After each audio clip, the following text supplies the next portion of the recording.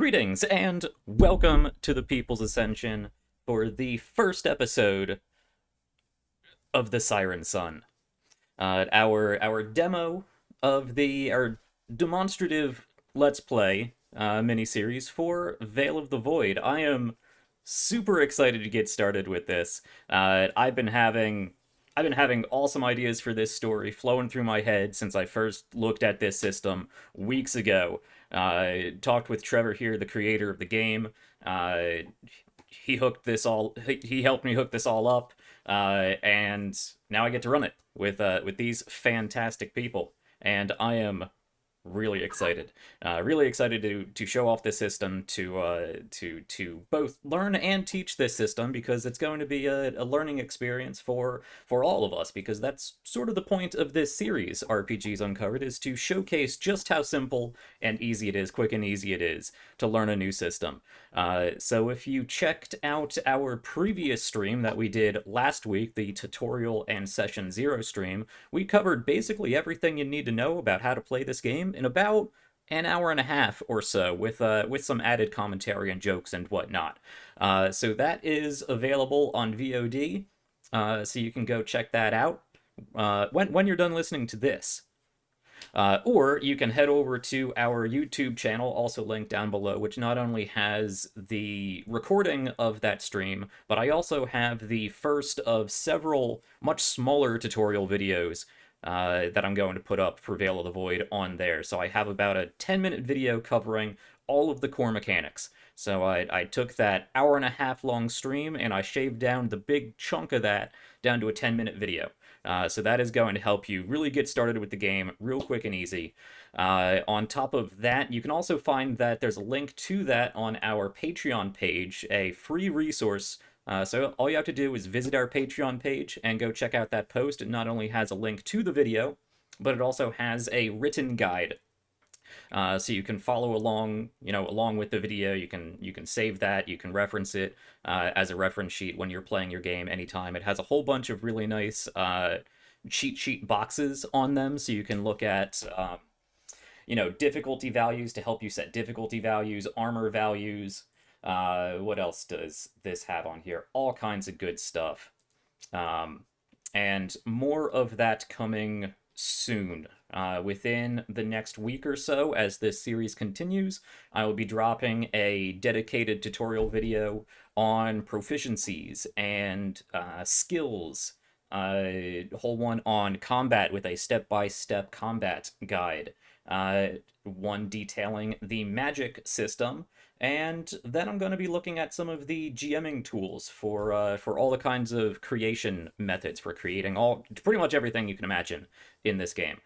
So we're gonna cover it all, and any of the resources in the free demo book, the quick start guide for Veil of the Void, those will be made available for free on Patreon. The only things that I'm going to lock behind, my own little support wall, just for a little incentive to help grow the channel, is the GMing tips, because that is a feature of the main book. But speaking of the main book and how amazing it is and how pretty the artwork is and how well organized it is, you can go pick that up. And Trevor, if you have that link, you can drop it in chat because I'm pretty sure I fixed links. We'll see. But if We'll not, I see. can drop that. You can go over to the Veil of the Void website, and I'm a coupon now, which is super exciting. So you can go over to their Fun shop status. and plug in the coupon code Ascension. That's capital A, everything else lowercase, Ascension, for hmm 15% off your purchase. So you can go pick up the core rulebook, and I believe, Trevor, you said you had a box set coming out soon, right? Yes, I'm just finalizing the weird little bits with it just to make sure everything ships properly. But I do have a box set coming out Cool, soon, cool. trying to get it out here before Black Friday and all that starts. So, All right. Well, it seems I fixed the link problem on the Twitch side, but Twitch did not tell Nightbot, so Nightbot's still being a prick. So I'll go ahead and post that when I get around to it. I believe that is all of my big announcements as far as RPGs Uncovered. We got a lot of good resources available already, and even more to come. And the only other thing I would recommend is go follow us on Twitter and come join us in our Discord server, which is linked down below. So if you need actual like one-on-one help with how to learn this game, I'm always around. Trevor's in there now whenever he Mhm. might have some opportunity to help out. So whether you want to just talk about this series that we're going to run, whether you want to have a nice yet another nice place to check out all these resources, or if you want to just talk about this game, how this game is run, or any other TTRPGs that we may be running in future series of RPGs Uncovered, that's the place to go to drop those Mhm. suggestions, ask questions, and just generally hang out. So everyone is welcome there. I believe that's those are the big announcements. Of course, if you like what we're doing here, if you want to support my aim to help grow the TTRPG community, help support other creators like Trevor here and his fantastic system, I've been talking with a number of other creators of really awesome looking games on Twitter. So if you want to help me support them, help me showcase their games, and make more RPGs Uncovered seasons, I do just ask if you have the means to consider heading over to our Patreon or Ko-Fi or just PayPal donation site and seeing if any of the rewards and incentives and whatnot, you know, help grow your little heart tomatoes. And any of the support that we get through donations like that and such is going to go right back into this channel, and most notably towards fellow creators, whether that be buying systems, paying for artwork, um, just really throwing it back into the community so that we can all grow together. That's the point here. All right, so with all of that out of the way, uh, let's get in to who we are and what we're doing.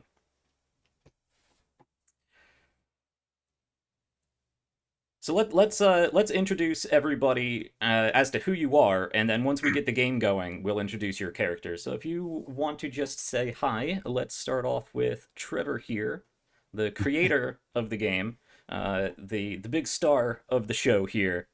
No pressure whatsoever. Great. Yep, There wasn't any pressure yep. now. Ah. Well, hello. Like you said, my name's Trevor. I'm the author and creator of Veil of the Void, and I'm super honored to be the first guest and to have you focus on my rule set because I love this rule set so much. So I'm super excited to share it with everybody. So we can't wait to actually be a player side out of the 500 games I've hosted. I can't wait to actually be a player. Nice, nice. Yeah, I am definitely looking forward to it. Okay, who do we have up next? Bravin, hello, welcome. Tell us a little bit Hey, about yourself. yeah, of course. Thank you. I'm Bravin. You may have seen me online under DM Chronicles. You can find me on Twitch, Twitter, and I have a YouTube channel. Um, Currently on an extended hiatus from streaming, but back when I did, I used to do D&D one shots like every week, all original stuff written by me. And if you want to check out any of that stuff, they're all sort of archived on that YouTube channel. If you're looking to get in touch with me, even though I'm not currently streaming, I am still like getting involved in other people's games and projects like this one. Super excited to be here. Super excited to try this. Um, yeah, I'm just like I it's finally like my chance to get out of D&D and into a new Mhm. system, and this just seems like a fantastic one to start off with. That's the whole point. RPGs Uncovered, teaching new games. All right, let's bring us over to Arlene. Hello, welcome. Who are you? I did not expect to be next. Hi, my name is Arlene. I am here to be a tree. I'm super excited about that. Um, You're a big and tree. yeah, A big tree with a big yeah, hammer. We'll get to that later, tall though. tree. Yep. I don't give away too much yet, but yeah, it's gonna be awesome. All right, and rounding us out as always, we have Taylor here as well from our previous seasons. Yes, I'm not used to not going first. But hi, I'm Taylor, and I'm here to be a weird ice vampire. Yeah. Sometimes. All right. I don't have lots of social media stuff, and I don't do my own streaming, so. Sure. Okay. Let's get into the Siren Sun. So just to have it set again,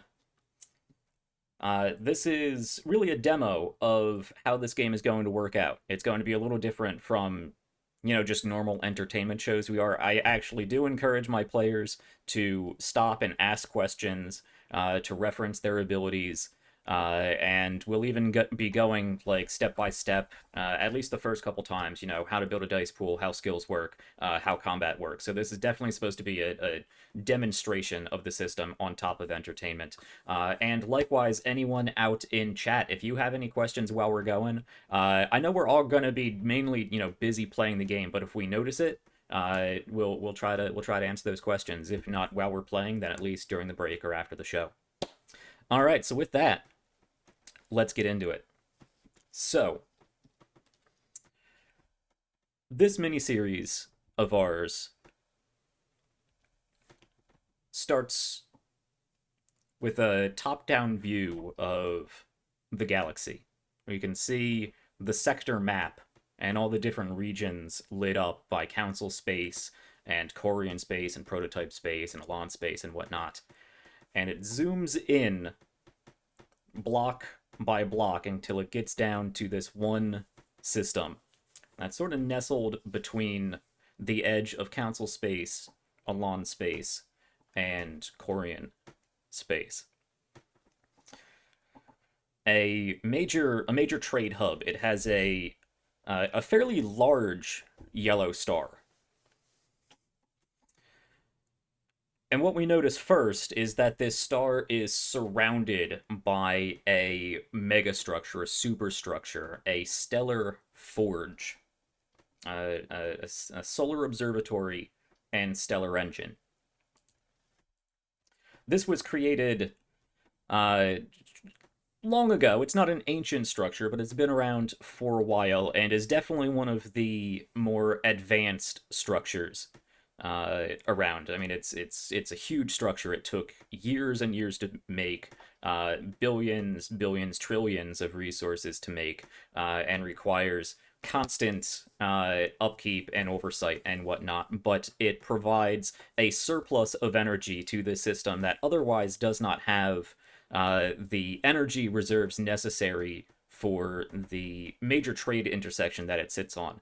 There is only one big gas giant in the system, with a fairly weak magnetic field, so it doesn't provide nearly enough fuel and discharge space to support the thriving commerce and trade that goes through this area. So besides the ability to power really anything electrical, or even arcane powered, as far as ships and whatnot, it also provides power to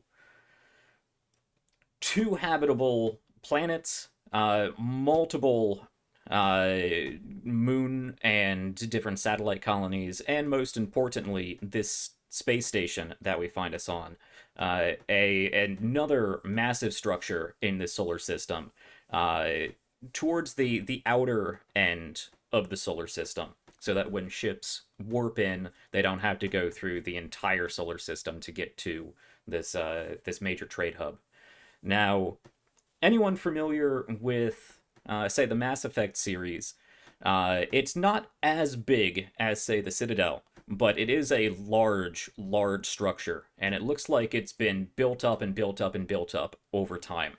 There is a central core to this structure that has a big bulbous top to it, but it also has a series of rings that have been added onto throughout time, and different arms and pylons that have been built onto it. This is a station that has been around for quite a long time and has seen a number of additions and retrofits and whatnot.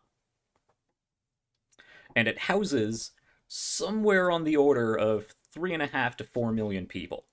It's a big station with a lot of people on it, and is responsible for a huge amount of trade for this arm of the galaxy.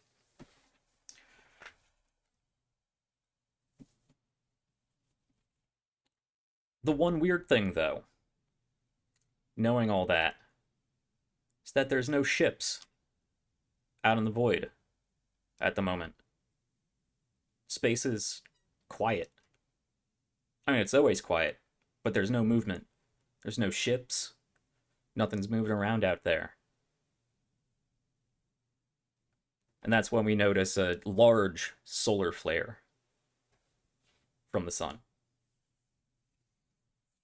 We're going to zoom into the space station near the top section into StatSec. That's station security, StatSec HQ up at the top there. And we're going to pick up in the office of the chief of StatSec, the person who is largely in charge of security around here, but does still answer to the executive commissioner of security on the station. This is Chief Corgrin, a Corian, actually, a large, imposing figure, deep, sort of stony blue, sort of slate skin, 4 arms, large, white beard, head shaved back in a real close sort of military fashion, wearing a lightly armored StatSec uniform that is mainly, despite his protestations, indicative of somebody who's more on desk duty than he is out in the field anymore. And the 4 of you are called in for a very important briefing. Now, you've heard the news of what's going on, because it's been a problem for a few weeks now, because it's taken time for information to really be figured out and disseminated. So you all know that travel has come to a halt in the system, mainly because several ships have plunged straight into the sun since coming out of orbit, or since coming into the solar system. The first one was chalked up to pilot error, systems failure, something. But after the second, third, fourth, fifth large transport carrier just dove straight into the sun, there was clearly a problem. And it's been deduced at this point, not disseminated to the public, but deduced, at least for you guys, that the star is somehow emitting a siren signal, disrupting navigation for both organic and, mechanical navigation, ships, and whatnot. Anything that enters this system is drawn like a moth to flame to the star, and will dive right in.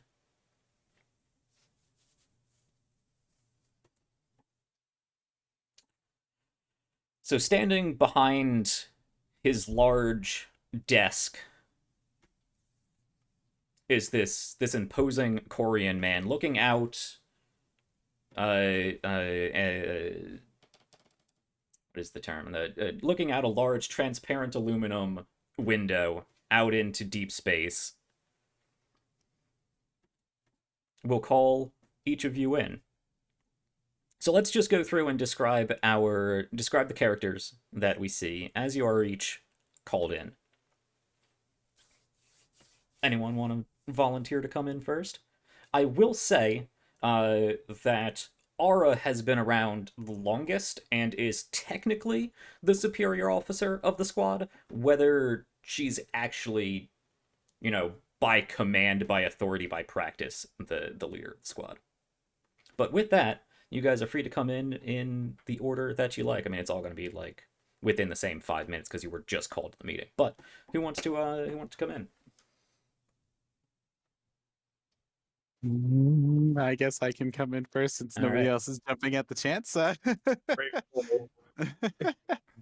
So yeah, like you said, Ara is well, as she comes in, she's a Celestia, so they don't really technically have a gender, but she refers to herself as a she because it's easier for everybody instead of calling her a they or them all the time. She's currently wearing a very nice robe of like silver and gold that complements. Well, since she's a Celestia, she just has a basic humanoid form that has this swirling galaxy on the inside where you see all these stars, like almost like a bluish purple Milky Way kind of swirling inside, with this large robe wrapped around her that drapes all the way down, and she's got like a little stat-sec security badge like sewn into the robe Mhm. to give it, since she doesn't really part with it. She was given just enough privilege to wear it on there so people can recognize she's got her little badge and everything she needs. And then of course wrapped around her shoulders and like resting on is a small little celestial dragon that just kind of wraps its tail around, curling around my character almost like a scarf. Currently asleep. I also currently have a large, intricately crafted staff um, that holds a brilliant little circulating light at the top of it. And then, of course, I also have my silver swords, and that's about it. I don't carry much else with me. So, All right. oh, except I guess I could mention the one thing that the class actually uses, which is a strange ornate book that looks like it has runes dripping off of it that kind of like vanish before reaching the ground. All right. Demonstrating clearly that there is definitely a fantasy element to this science fantasy system. Plenty of magic in Yes. in this science fiction science fantasy world. I'm so All excited right. because I love magic. Yeah. Let me ask if I missed it. Does your little dragon familiar have a name? Did you pick one? Yes, it's Adhara, which is Adhara. actually one of the brightest stars in the galaxy. So, There we go. yep. Yeah, She's, oh, sorry. She's less of a celestial like I am, but like her wings do look like they have like a swirling star and some brilliant lights on them. So I imagine she has like a little like stat sec collar or harness or something on. probably that seems totally like something Yeah. I would do. Okay. Who's up next?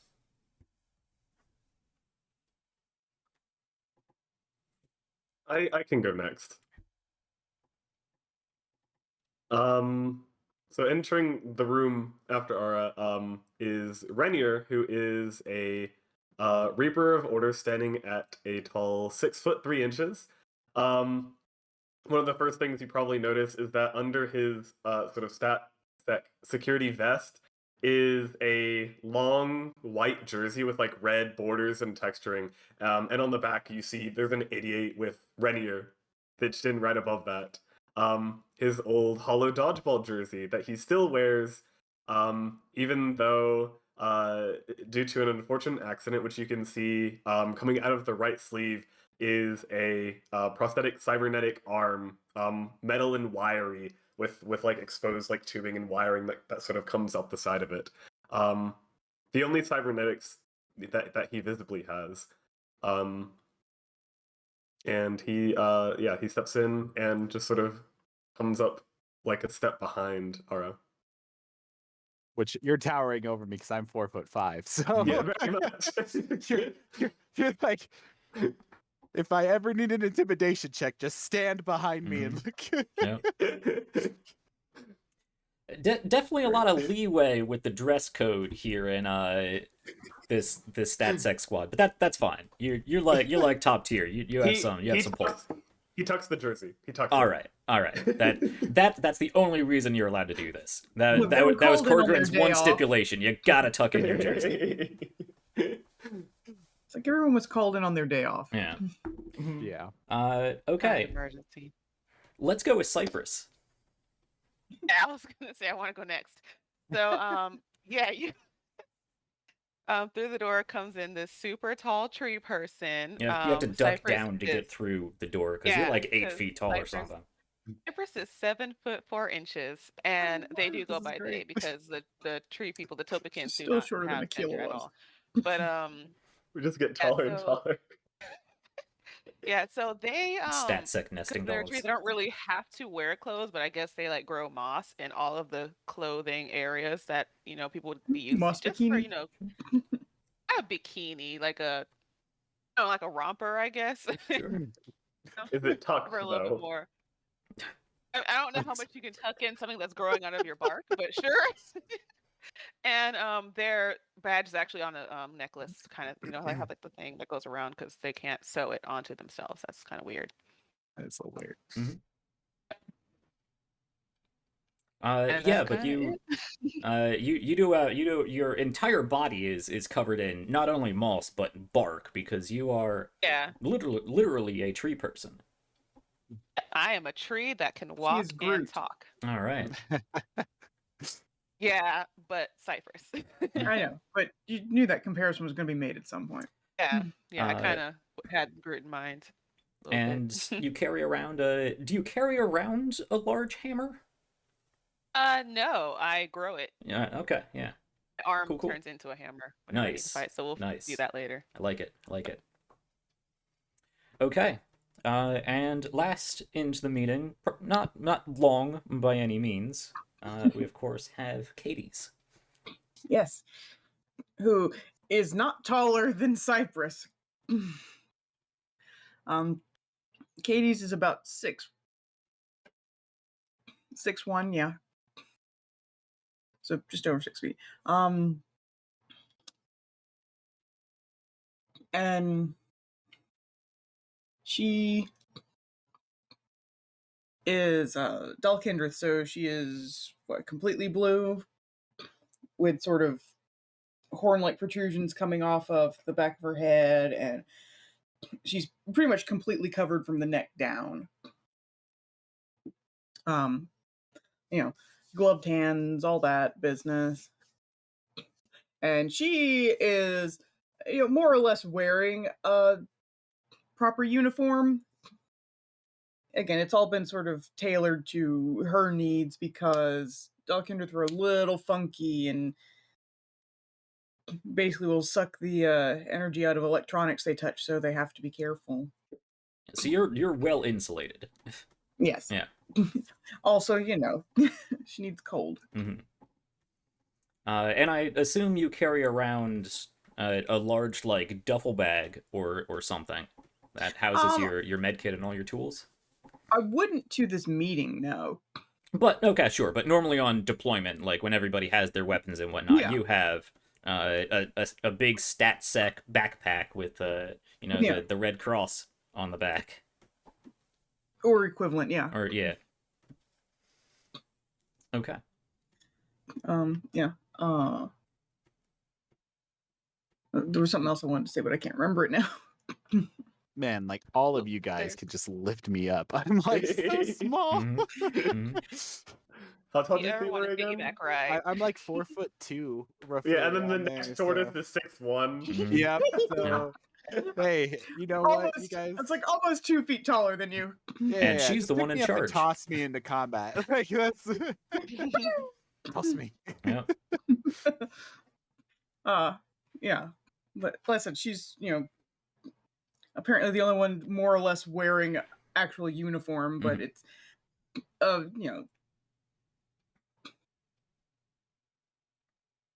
I'm sorry, I'm still waking up.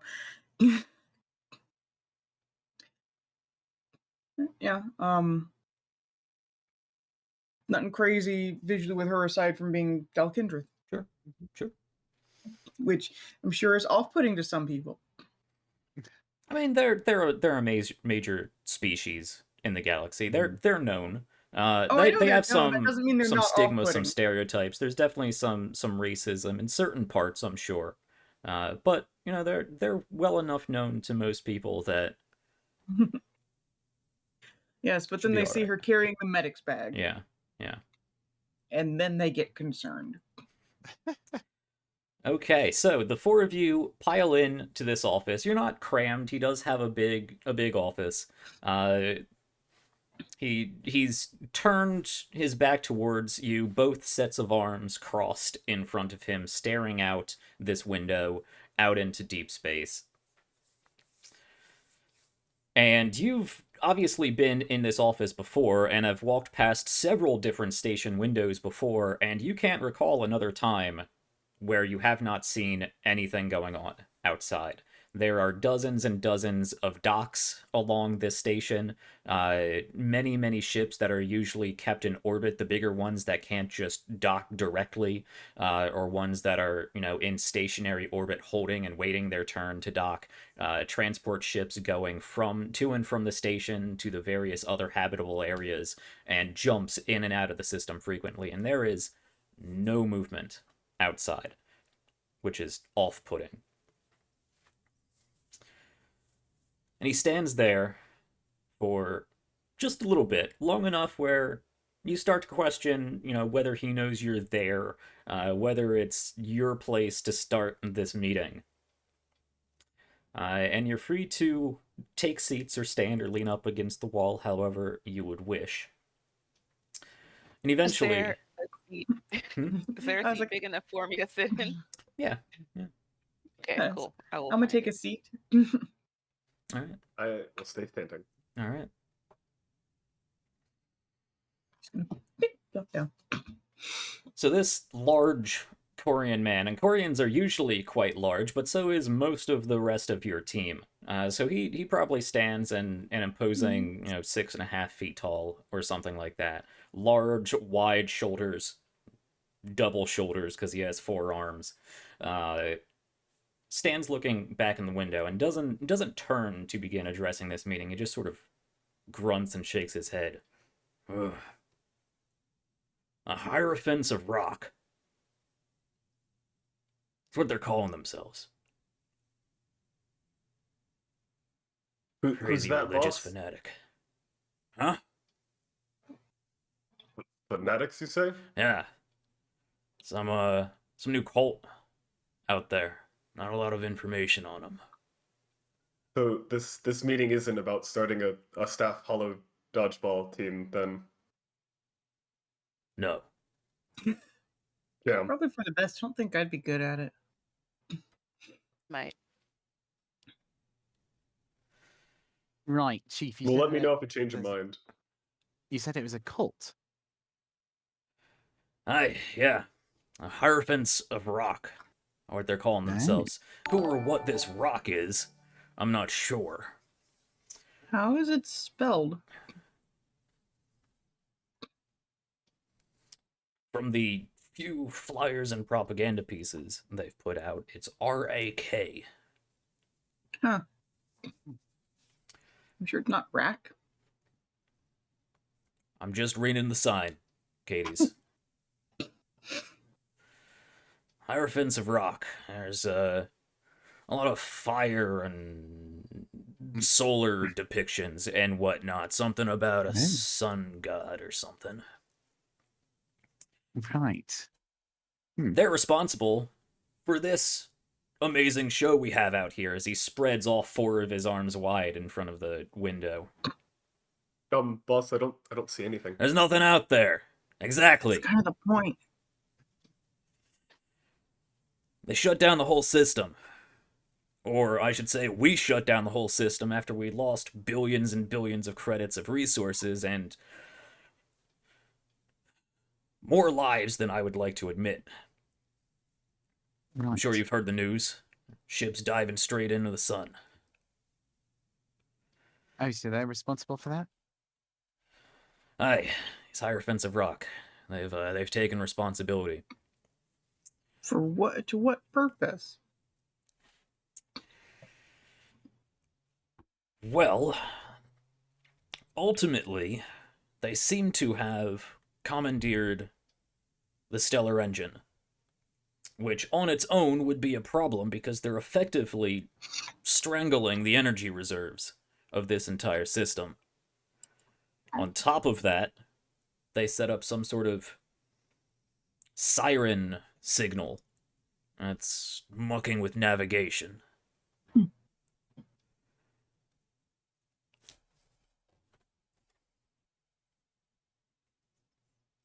They're claiming that this is their holy space.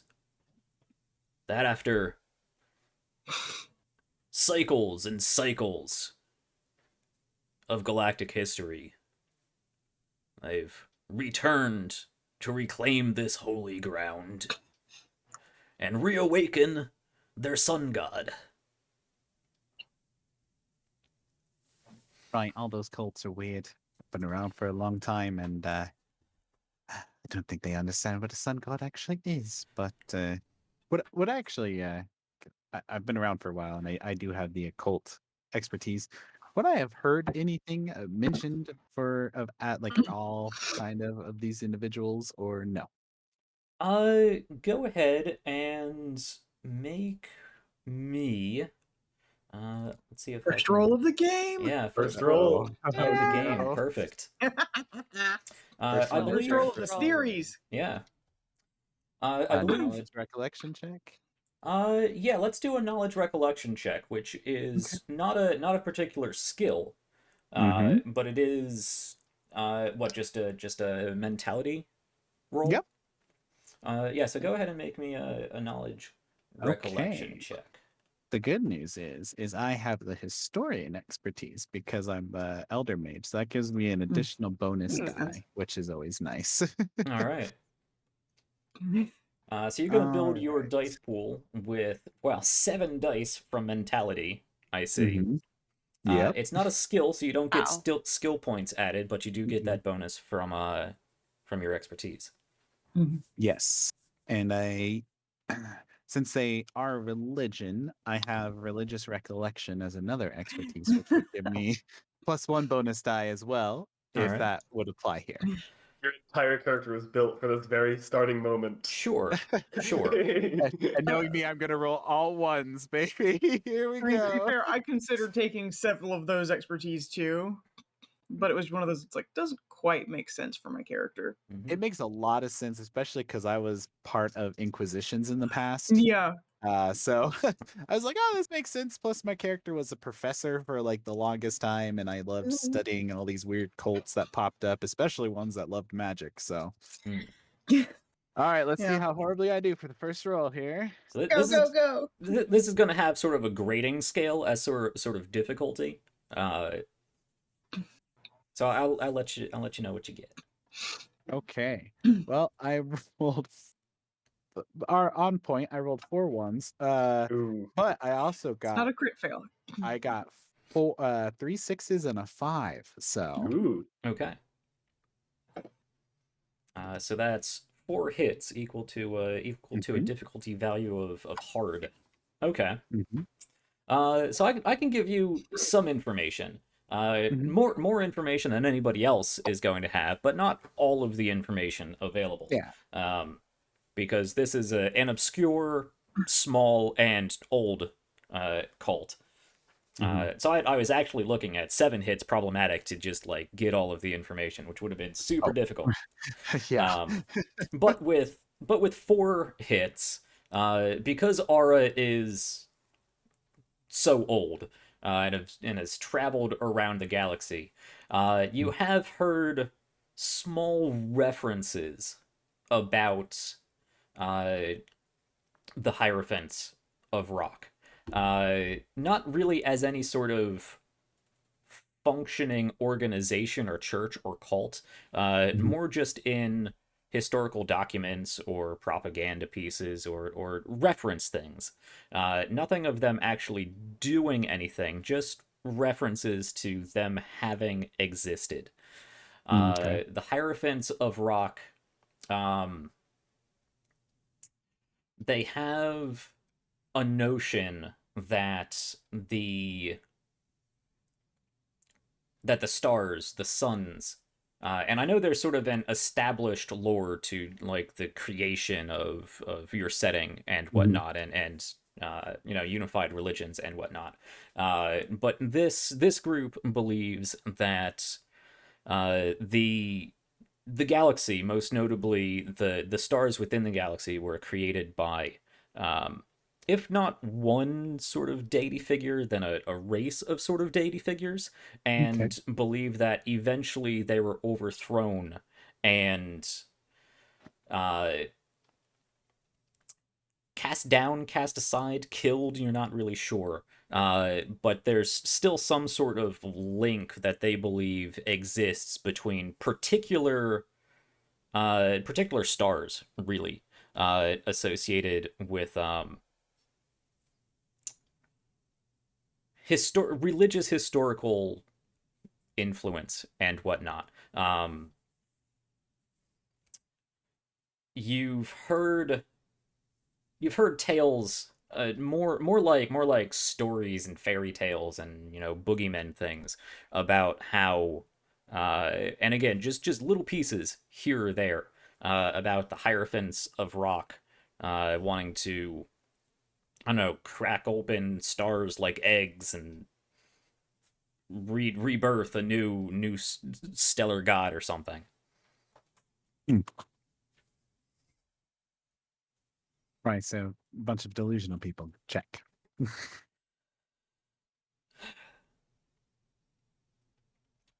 Yeah. Everybody's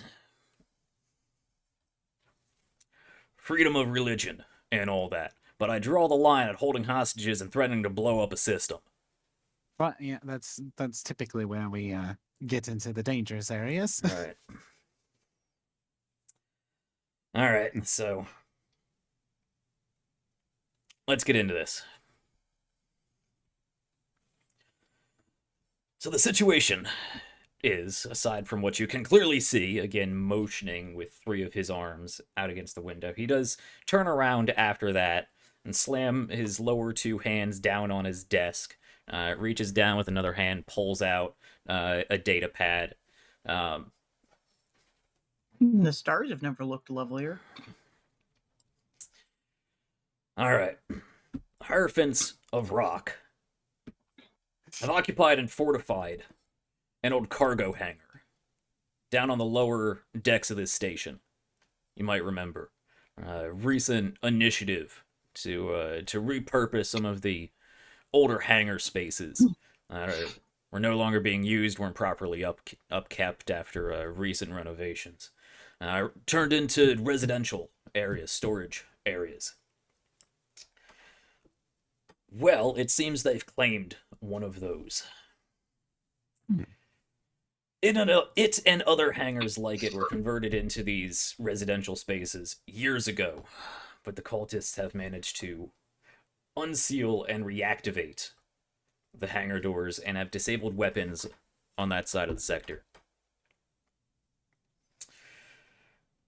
Because of the Siren Star issue, they currently possess the only ships capable of navigating their system, this system, and therefore have gone unchecked since disabling those weapons on that hangar's approach vector. We could take shots as they move away and out into range of other weapons platforms, but we've been hesitant up to now to take shots at the few ships that are moving about, because they clearly have some sort of contingency plan. Instead, that's where you come in. We believe the best approach is for your unit to infiltrate this base and either commandeer a Hierophant ship which seems to be immune to this siren call, or obtain whatever nav tech they're using to bypass the siren signal. And then use that ship to reach the Stellar Forge and take out whatever leadership is there. Now, the ultimatum they've sent out is if they are directly challenged, they will blow up the sun. Hell. That's a So we bit. have to be sneaky. As I about it. said, Yeah. that's why we're not taking much more direct action. Right, that complicates things a bit. Now, Yeah. I will Does. say, we at Stackset have some of the top-of-the-line ships available to us. So if you can get that nav data, we can throw some firepower at them. Top-of-the-line navigation with that particular nav data, shields, weaponry, stealth coding to help mask your approach. But we can't do a damn thing without flying into the sun right now. So you could either grab that nav data, however it exists, or you could take one of their ships. Now, they're certainly not using the technology we have, but it could be another way in without confrontation, posing as them. I'm going to leave that up to you.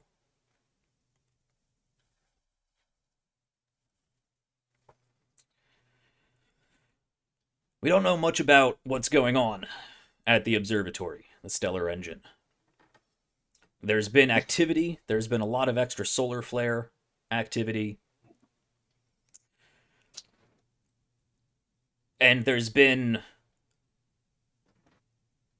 a drastic decrease in the amount of power being released to the system, but they aren't actually choking us out. Really?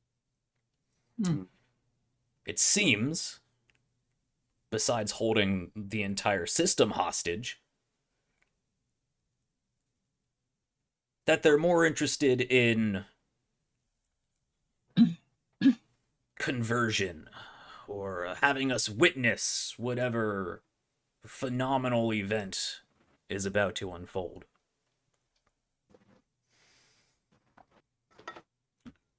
Long story short, though, we don't have much sensor data out past the asteroid field. Those things, between the electromagnetics and the arcanting fields, hard to get much data, detailed data, past that band.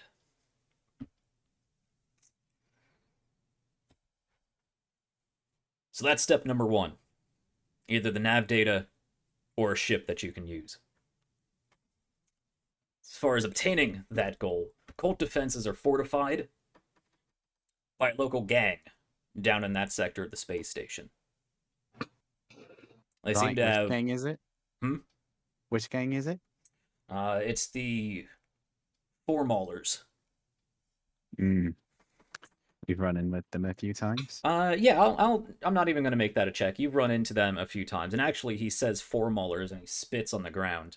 You know it is actually a Corian-run gang. A gang of, like a sort of Corian mafia. It does have other, species as part of it, but it's run by Corians. And it specializes in black market weapons and drug trade. They are a fairly big player sector-wide, but StatSec has otherwise done a pretty good job of keeping them in line. It's practically impossible to wipe out a criminal organization, but they don't have a high profile. Most of what they do is below ground. You get word of it after the fact, or you have to set up stings. It's a whole thing. But they're not a terrorist organization. They are more like a mafia, where they can kind of intermix with the community while still doing their stuff. So they're working with the Four Maulers.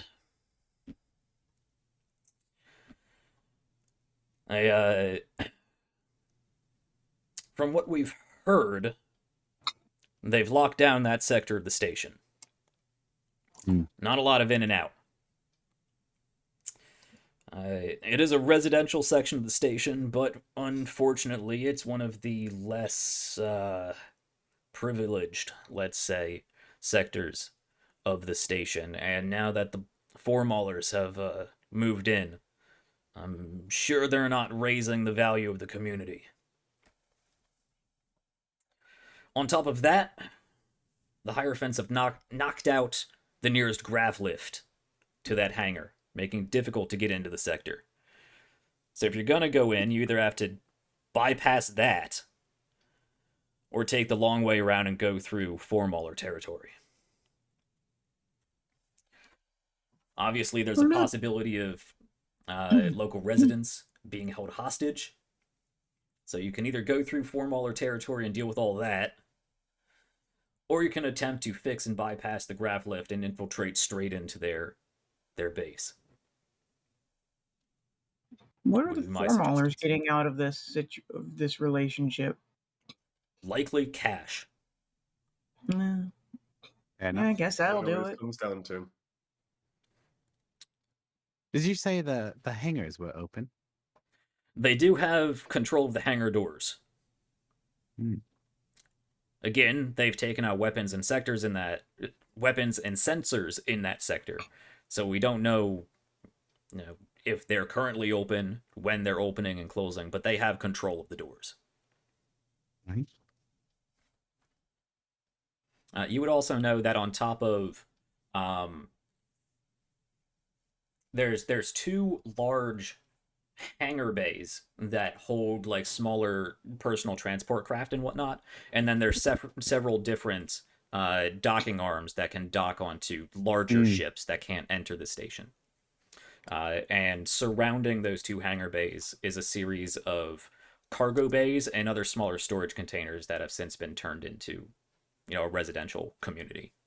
Mm-hmm.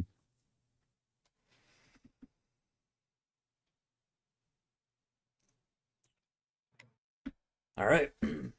Well, like I said, if you choose to commandeer one of their ships, I know it's likely far inferior to our StatSec ships.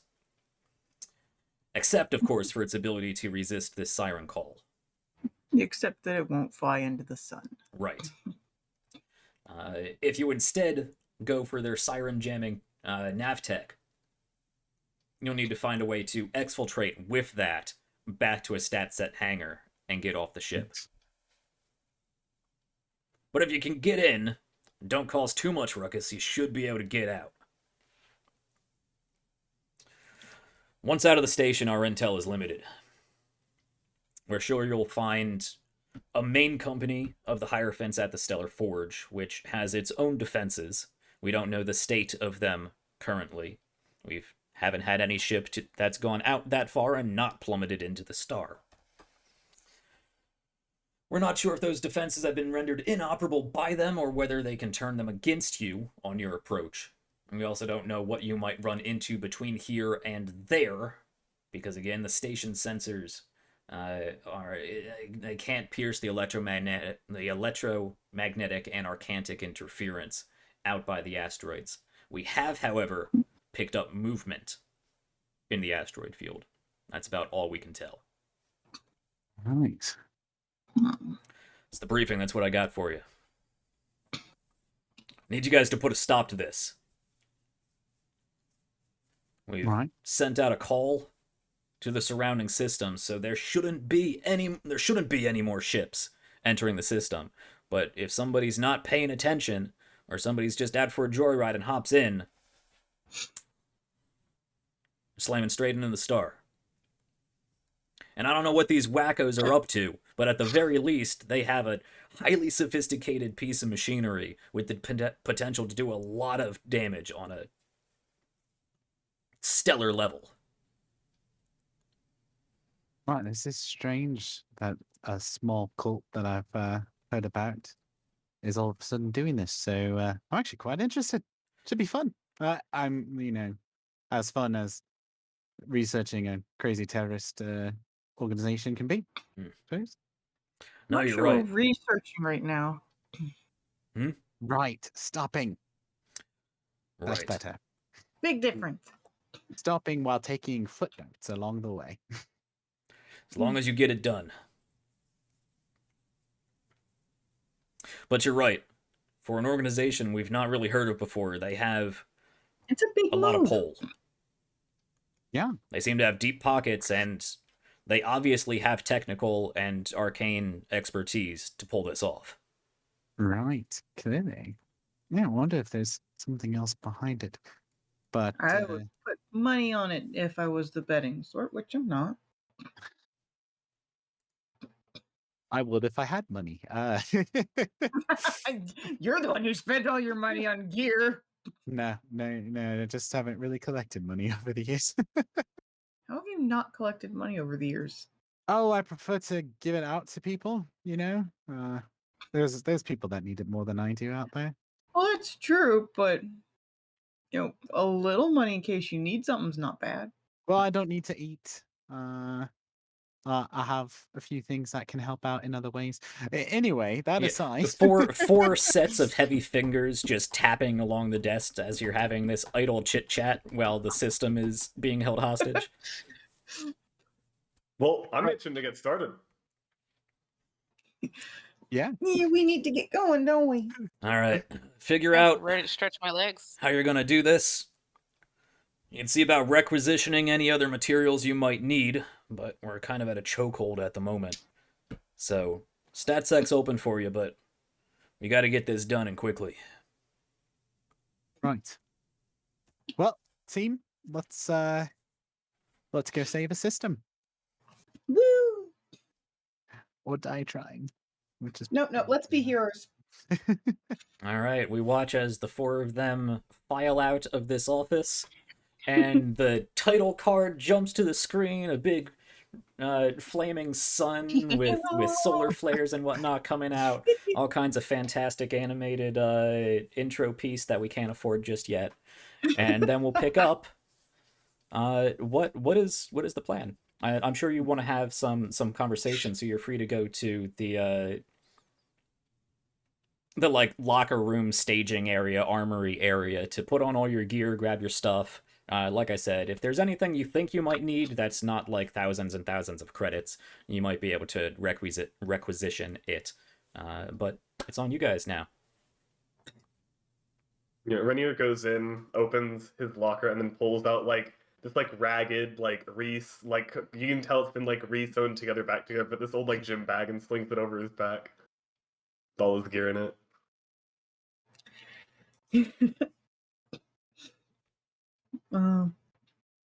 Right. We never get the easy jobs, do we? I mean, that's kind of part of being one of the best groups. They like give the you the hard challenge. stuff.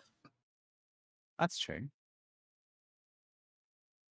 Well, it sounds like we have quite the work ahead of us.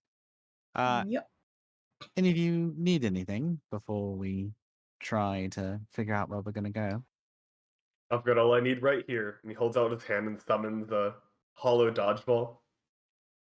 Just clasp it in both hands. I'm ready. I just need to refill my water bottle. I'm gonna say, I'm gonna go grab.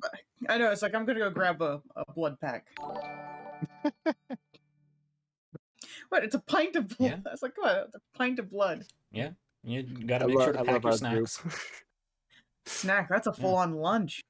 I will say, any of you who are actually wearing armor or need armor, or need a void suit, I mean, your armor does have a built-in void suit with it. Okay. You can pull up you can activate a mask, whether it's a force field or something that comes down, or you actually put a helmet on or whatnot. But anyone who is wearing armor has an integrated void suit. You two who are not wearing void armor are SOL. I physically cannot wear armor. I'm not allowed to. Right. I'm wearing armor. I will I say, grow my armor. right, that's just basically from your hardened bark, Yeah. but unlike a Celestia, trees can't survive in space. So, any of you who aren't wearing armor can requisition a void suit, but it would be a non-armored void suit, and therefore if you are wearing it and it takes damage, it could rupture and become useless. So you can Okay. bring one along if you want to, stuff it in a duffel bag or something. But then you would have to, take time to put it on if for any reason you are exposed to vacuum or whatnot. Right. You guys need to breathe. That's a thing. Yeah. Katie's is gonna transform, so she's not the Dalkendrith anymore. She transformed to look like a Elan, because that's easier for getting the helmet on over. I'll grab one of those Yeah. void suits. I Better than nothing. guess. All right. Do either of you just immediately put them on over your armor, or are you just gonna carry them around with you? I'm putting mine in my I guess backpack. Yeah, How long putting does it this in take to my put a tomb void bag. suit on? Good question. Yeah, a few minutes or so, I'd say. Because if we get shot, if something happens and we get shot out into space suddenly, Right, you're kind of out of luck. You I have can a backup plan if you get shot out into space. It's Yeah. all right. new partners. if you know you're going to need it, you can get it on fairly quickly, but not like explosive decompression quickly. We are on a space station. Yeah. Okay. Well, guess I'll put mine on. I'll keep it in the bag. Other than that, you're free to, if there's any other equipment you might think you might need. I will say, because we are 5th level characters, we're starting at 5th level. You guys did get your extra, bonus money and whatnot for picking out other equipment, so you do have non-starting equipment with you, of which, of course, you are proficient with, because that did count as character creation. Anything you pick out during character creation, you are proficient with, so you have all of that set up. But things like, we'll just say anything that a normal police officer would have, you would have. So you have like a flashlight, you have a set of like plasteel cuffs or something.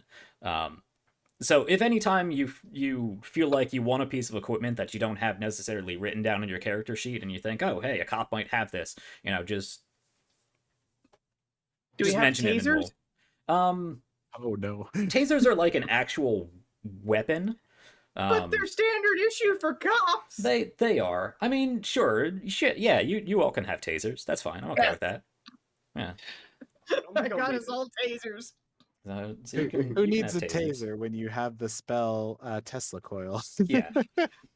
I mean, Well, I don't have that spell, so Oh, I have okay. a taser. Yeah, you have a lot of other stuff that's going to be far more useful than a taser. Now, I don't believe there's actually a taser weapon. There's a stun baton, which is pretty much what we're going for. Yeah, you guys have stun batons. Okay, close enough. So that's a 1d3 electrical damage that inflicts non-lethal damage. Aren't those, Okay, but can I are flavor those it as a archaic taser? weapons? Yeah, they're archaic. Yeah. Just like everyone's proficient with a stun baton, apparently. Yep. It's part of the training. Yeah, exactly. I almost picked that when I was picking my archaic weapon. It's a great I picked weapon. something else. Yeah, it's definitely very cool. Yeah. Mm-hmm. Yeah, so you do have options for non-lethal takedowns if you want to go with that, whether that's the stun baton and your restraints. So good call. Yeah. Good Well, that thinking. was the thing. It's like we do need non-lethal damage. A hammer. It's not always Technic- lethal. Technically, most Uh. things can be non-lethal. I mean, sure, I'll just cut a few tendons here and there, and everything's fine. Okay. Just suck out the energy. So, just to keep us moving along, we'll assume you guys get yourself set up. Now, you were presented with 2 possible routes of entry. You guys are free to come up with whatever other ideas you might have, but Corgrin did, the 2 options he presented was there's a main grav lift that can go down straight into that section. For more details, that whole grav lift still works down to a certain point. The grav lifts here are not like modern elevators. They're more like Star Trek turbo lifts. They go up, down, sideways, left, right, all over the place. Nice. So you can access pretty much the entire station from any grav lift. It's just at a certain point when you get to that sector of the old cargo hangars, that's been sealed off. it has been physically sealed off and barricaded, but also sensors have been taken down, and we can't. They've been reprogrammed so that we can't access the grav lift from within that sector. So there's a physical barrier, there's a distance barrier, and there is a digital hacking barrier. Or you can go the long way around. Now, in the grand scheme of things, the extra few hours it takes to make your way through the whole rest of the station to get there isn't going to be a big deal. I'm not going to say, in like the finale, I'm not going to say, you took 3 hours to get to the station, the star explodes. So don't be worried about time necessarily. But the big thank downside of going the long way around is that you then have to trudge through the gang row. The Four-Muller territory, yeah. Mm-hmm. Huh. This is a space station, so wouldn't there be all sorts of maintenance tunnels and whatnot? Those are mainly for repair bots, and because, I mean, Aura could probably move through them, but the rest of you, not... I mean, short distances, sure, but you're not going to want to travel kilometers, hundreds of kilometers in maintenance shafts. But yeah, if you get to a point where you might want to travel a short distance, you can ask if there's maintenance shafts, yeah. Okay. Does anyone know how to hack a grav lift? I can try. No. I With do Aura's not have 7 that mentality, she's I- one of the I- smartest I- people in Ara's stats. like Right. like Yeah. carrying the whole team right I'm now. only a little dumber. I did teach programming for a few years too, so I can always try. And if I worse mean, comes what to did Just worse, a few teach? years to you. oh, I didn't teach a lot of things. Cooking, for one thing. Don't really eat, so don't know how to do it that well. You could still do it for the fun of it. Question. Since we know that it has been also like physically barricaded, Mhm. I don't currently have any with like the equipment that I got to start off with. So is there anywhere that I would know where I could obtain explosives?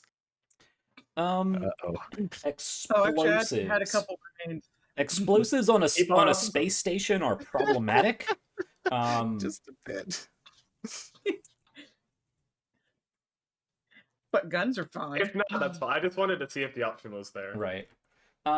Guns don't deliver nearly as much force, especially when it comes to like outside exterior plating. Yeah, But like a block of C4 is gonna go straight through the outer hall. Yeah, I'm not Um, trying to destroy the entire space station. So Worst comes to I mean, worst, we it'll can mix destroy it with them magic.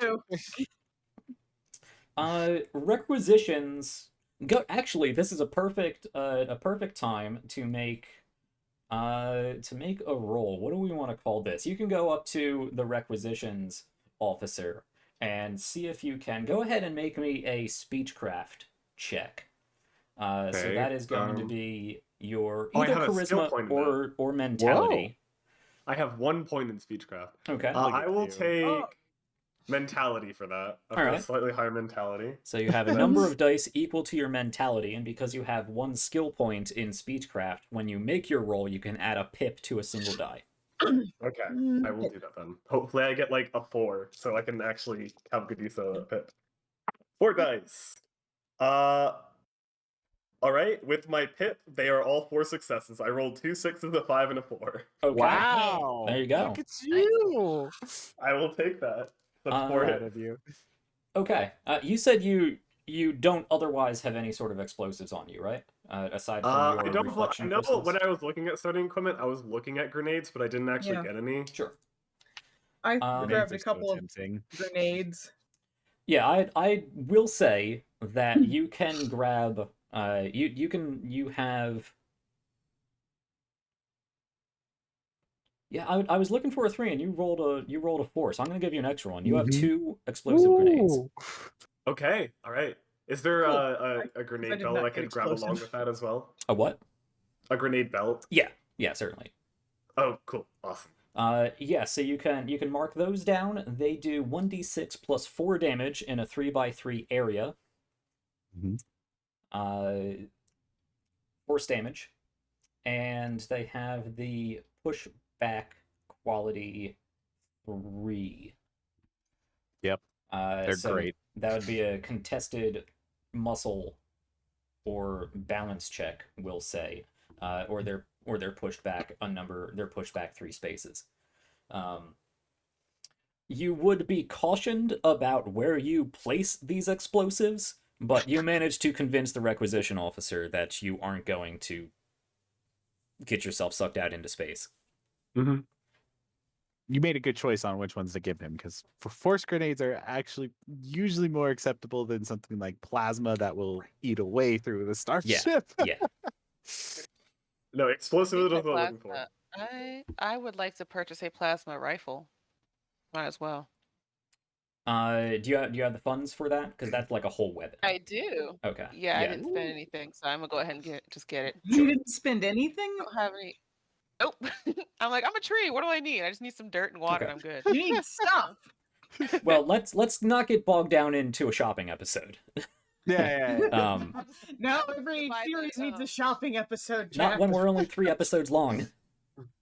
Take the rifle and 2 clips, and I'm good. Sure. You don't want a ukulele? So, this grav lift, or gang territory.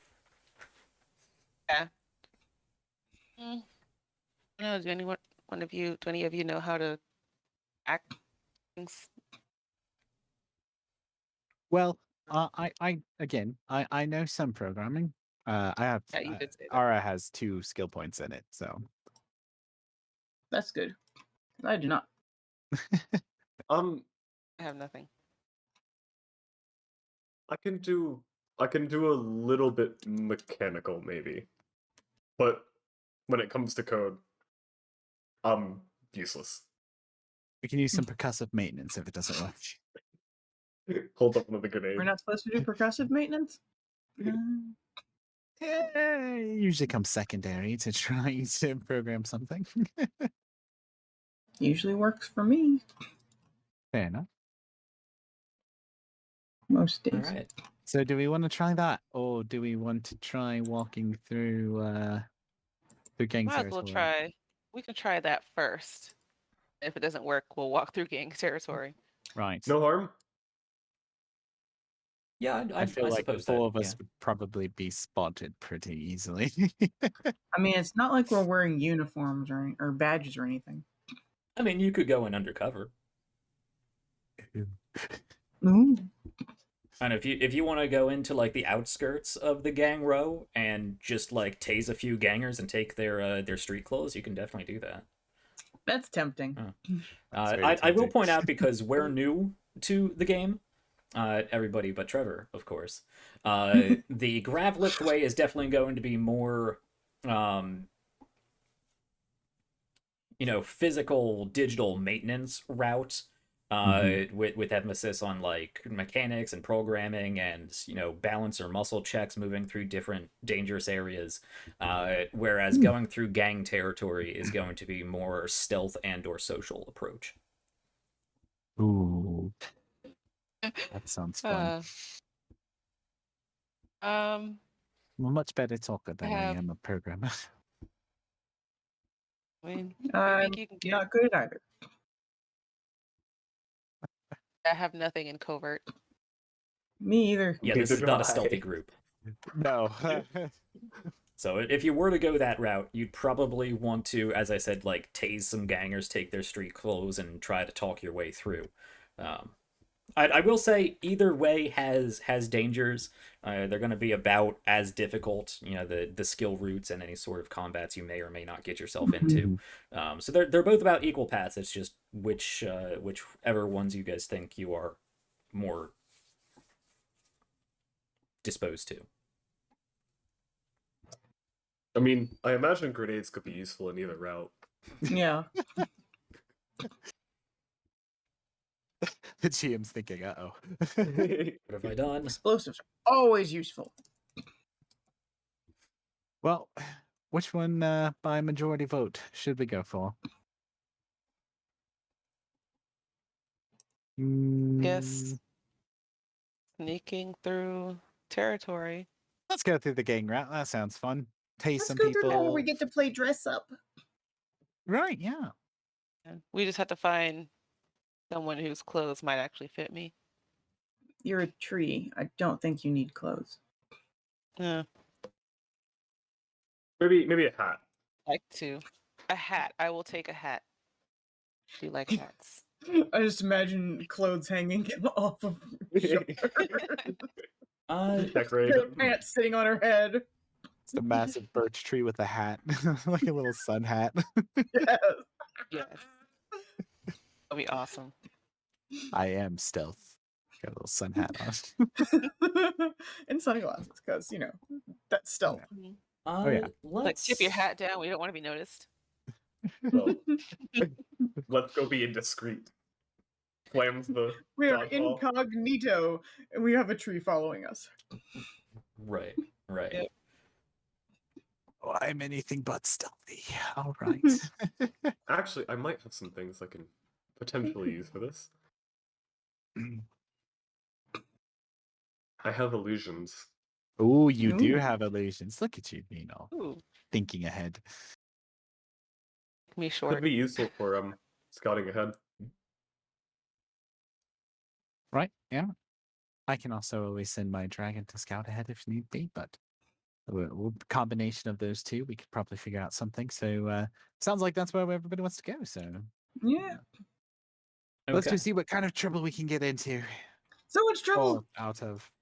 Now I will say, going through if you go through Gang Row, and then for some reason decide you want to, scrap that idea and try it for the Grav lift, you are going to have to go, all the way back and find another entrance to the Grav lift.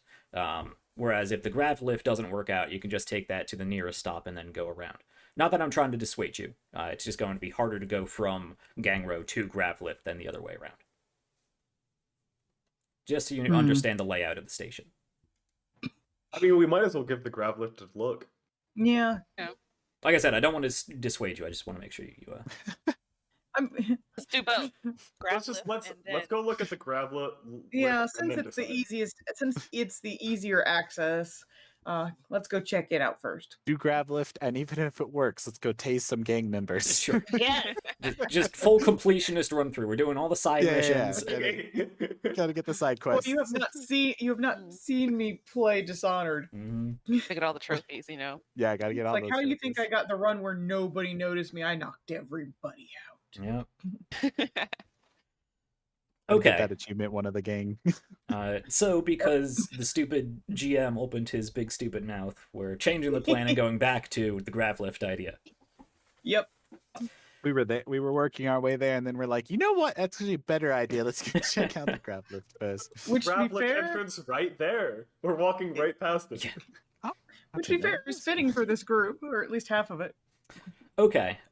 So you can take a normal transportation, residential grav lift, over to the industrial, commercial grav lift, cargo grav lift that goes down to this old cargo hangar.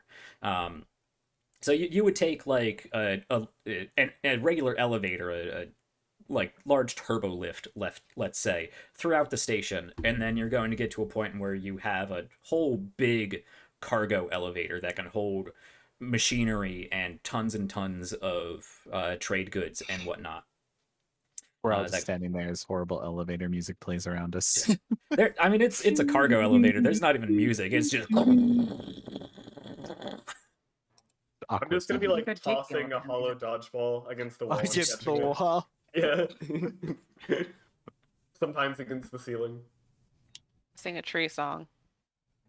What does Welcome. that sound like? Let me sing you the song it's of my just- people. She just stands Just there and shaky waggles her leaves, leaves. Yeah. Yeah. Shaky Oh, leaves. I've Yeah. heard this one. Everyone has. It's the same song for every tree. Oh, I man. mean, that's rude. What? They all sound the same to you? I mean, yeah, I'm a tree. I recognize every song, and they're all kind of the same. I've heard them all. They're like whale songs. There's Yeah. a little variety to them, but yeah. A Topican choir, one has the shaky pine needles, the other has actual leaves. Yeah. Yeah.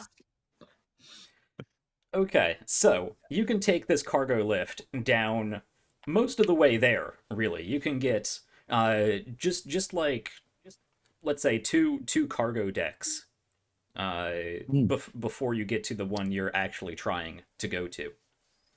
And I do mean cargo decks, so they're not like residential decks that are only like 15, 20 feet high. These are cargo decks, so between where this stops and seems to be obstructed somehow to, the ground floor of where you're trying to get is probably a good, like, 150 feet somewhere around there.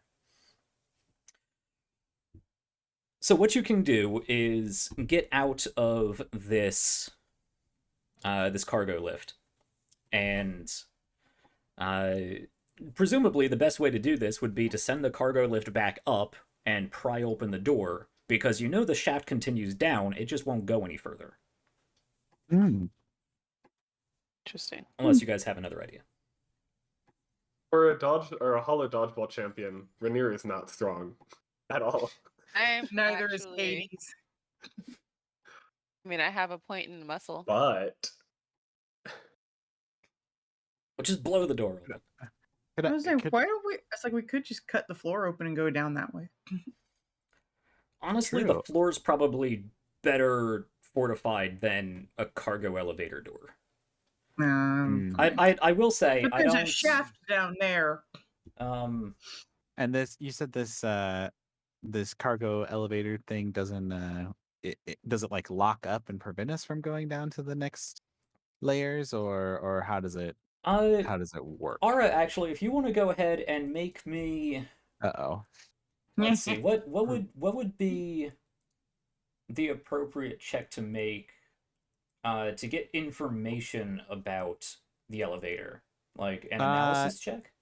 It would be an analysis or programming. Yeah. Both of them would work either way. I have skills in analysis. Yeah, so it would be analysis more if you're like trying to get a general I feel do of how it too. works, or programming if you're trying to look into the system.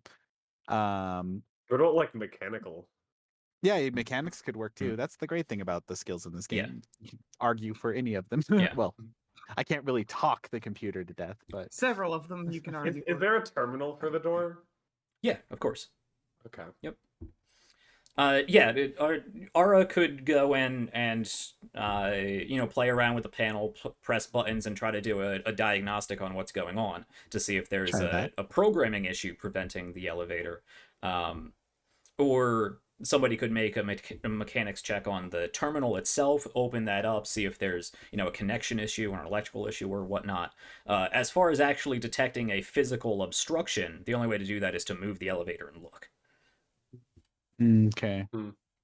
I think I'll try programming, and then if anybody else wants to try anything along that, if that I'll let you try that, but I do have, and out of the gym bag, Rainier pulls out a guide to mechanics and repair by Mr. Abel. All right. Oh, look at you. Just Being in all case. fancy. Oh, trust me, we might need that with my luck. Can I help with the analysis thing? He's not doing analysis. Oh, I'm just doing shoot, a general sorry. programming. Gotcha. Which yeah, I rolled one success. Everything else is 3s and 4s. Out of 7 dice. Out of 7. Oh wait! I have a pip, so 2 successes. Wow.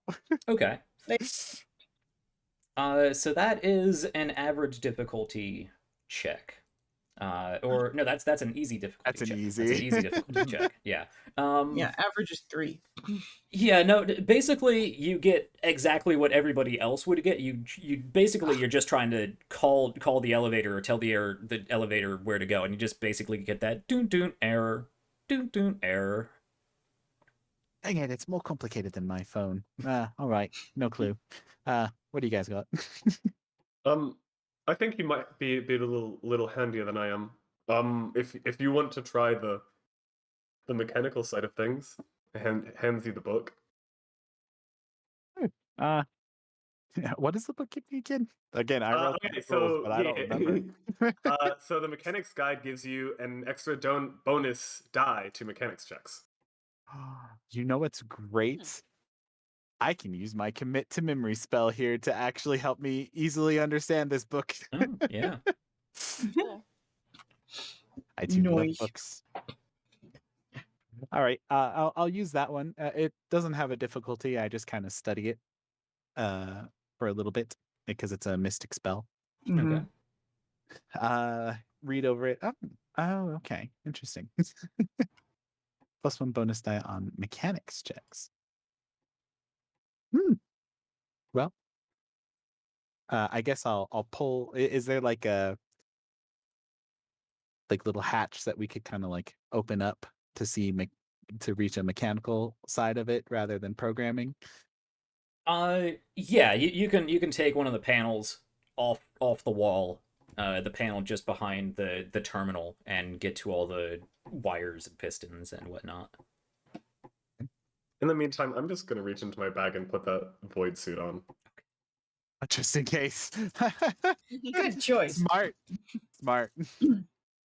All right, let's see if this book actually helps me out better. Oh wow, look at that. The book actually helped. Oh, nice. 2, 3. I Hey. rolled with 5 successes on Yeah. this All right. one. Nice. That's a critical success, right?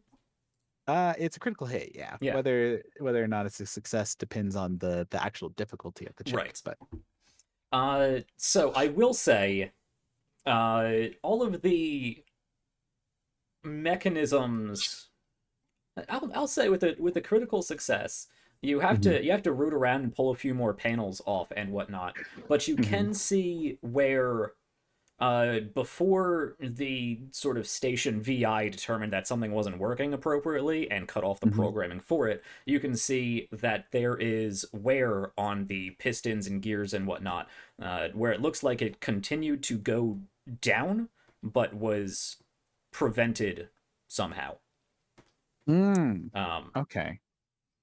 With that, So I will say probably- you can also just like cross a few wires and send the elevator up, open the doors, whatever you want to do with that. Okay, yeah. So we can exit now. Yeah. Pretty much, and see what's going on as the elevator goes back up. Okay. Pretty much. So you cross a few wires, send the elevator back up, and then you open the doors. Okay. Okay. Cool. Here's your book back. Thank you.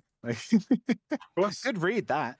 I want everybody to make me either a muscle check or a balance check, Oh dear.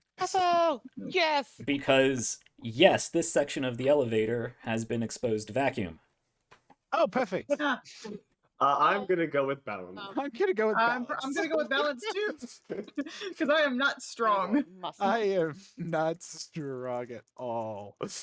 Balance many? is You're rolling again? finesse. Oh, good. That's what I'm supposedly good at. Yes, you get a dice pool equal to your finesse virtue, and then extra benefits from however many skill points you might have in either balance or muscle.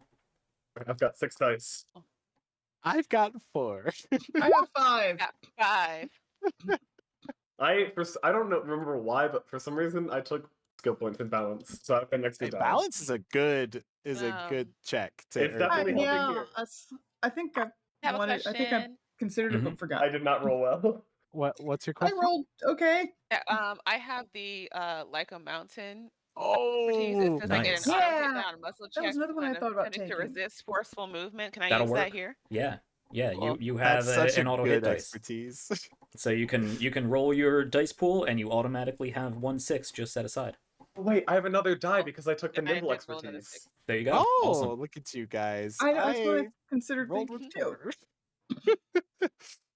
So out of 7 dice, I didn't roll a single hit. What? Oh no. We're in a good situation. But I have a pip, so I'm gonna use that pip to get 1 hit. Okay.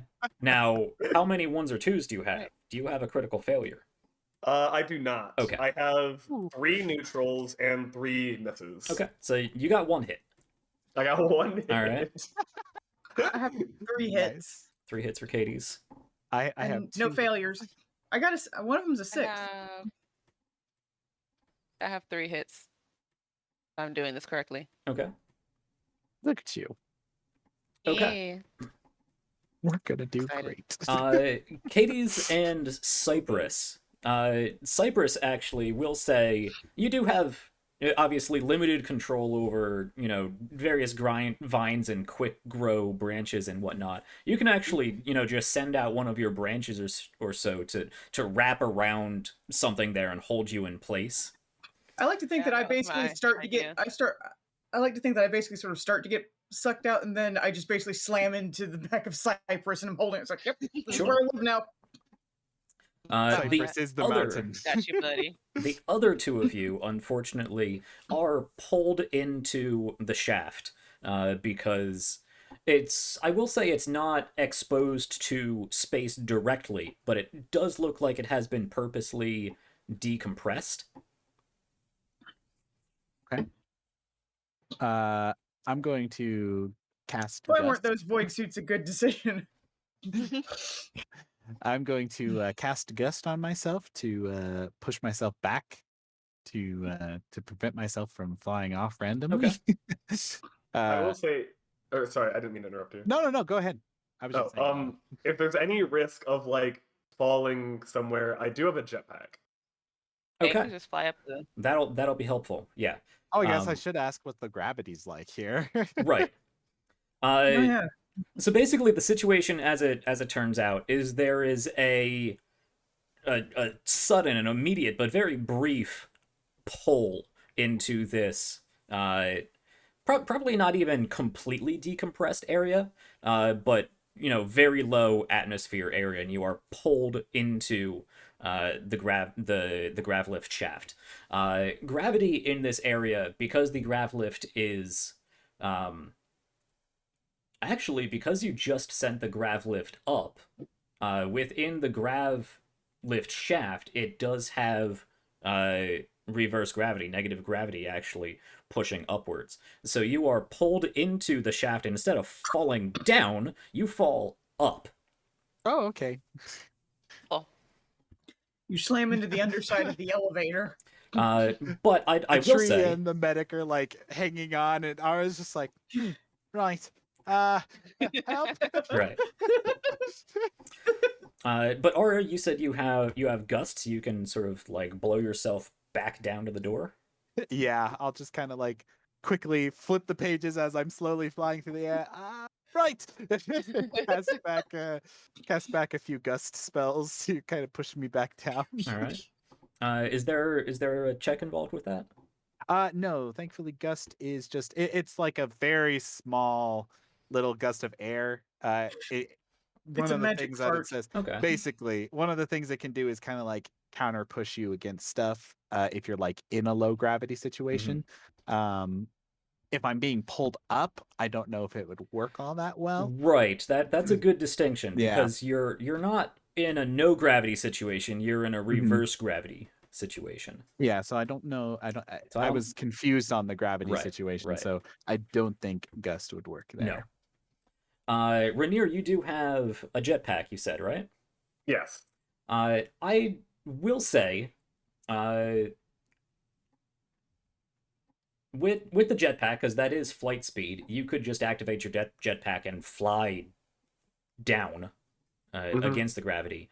And you could probably even grab Ava, Yeah, that's what I was gonna ask. Aura.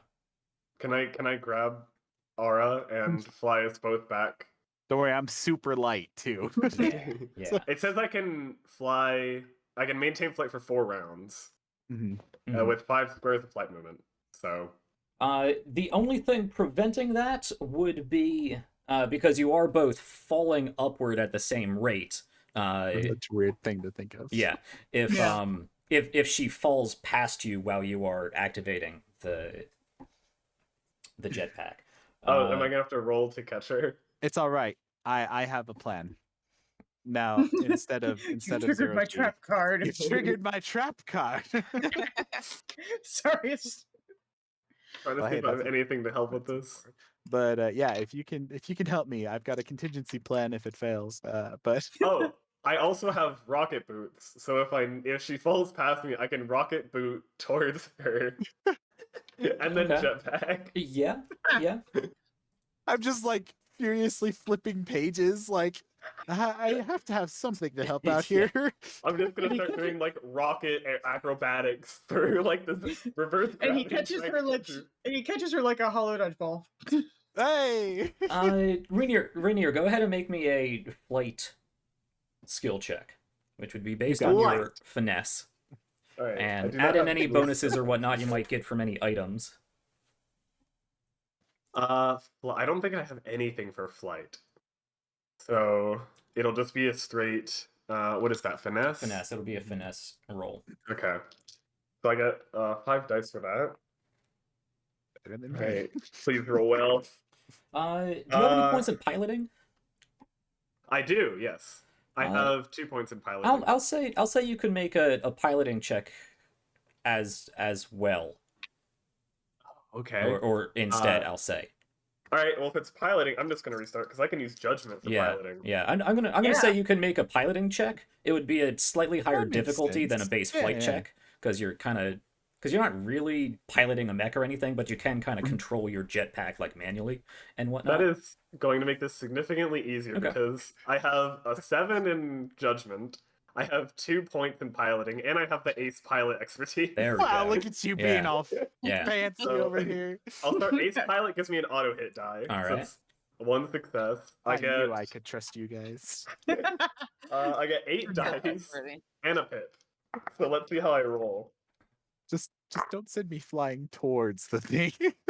Okay. I didn't get any 4s, so I'll use my pip to make this failure a neutral. Okay. So that puts me at, let's see here. That is 4 hits, 2 neutrals. No, sorry. I wanted to use that, so that'll make this 3 neutrals. Oh no, this is a neutral too. Okay, so 4 hits and 1 miss. Okay. Oh. Yeah, 4 was what I was looking for. Yeah. Yeah, you can Nice. briefly activate your rocket boots, sort of propel yourself a little bit further falling upward. Get a little bit more falling upward distance on Ara. Catch her as she slams into you, and then activate your jetpack to fly downward back to the door. Nice. He Meanwhile, lands I'm and just- spikes her into the ground. Meanwhile, I haven't even noticed, and I'm just continuing flipping through this Mhm. book as you're like underarm holding me. Mm. Yeah, I've got her under my prosthetic arm, and I land with like the classic like superhero landing with like the one 3-point fist down. landing. Alright. Yeah, the 3-point. I just continue flipping, and then I'm like, oh, good job. Okay, it's like I'm still pressed against Cypress. Mhm. I will say the station detects a loss of atmosphere, and one of the doors, the bulkheads, comes down. So eventually, there's a bulkhead that comes down on this level. Now the grav lift itself usually does have lesser atmosphere in it. Not to this degree, but lesser atmosphere just because it makes the gravity a little easier to work with. There is definitely something wrong with the atmosphere in this area. But a bulkhead comes down, and eventually the pressure equalizes. You realize that there is little to no oxygen in here.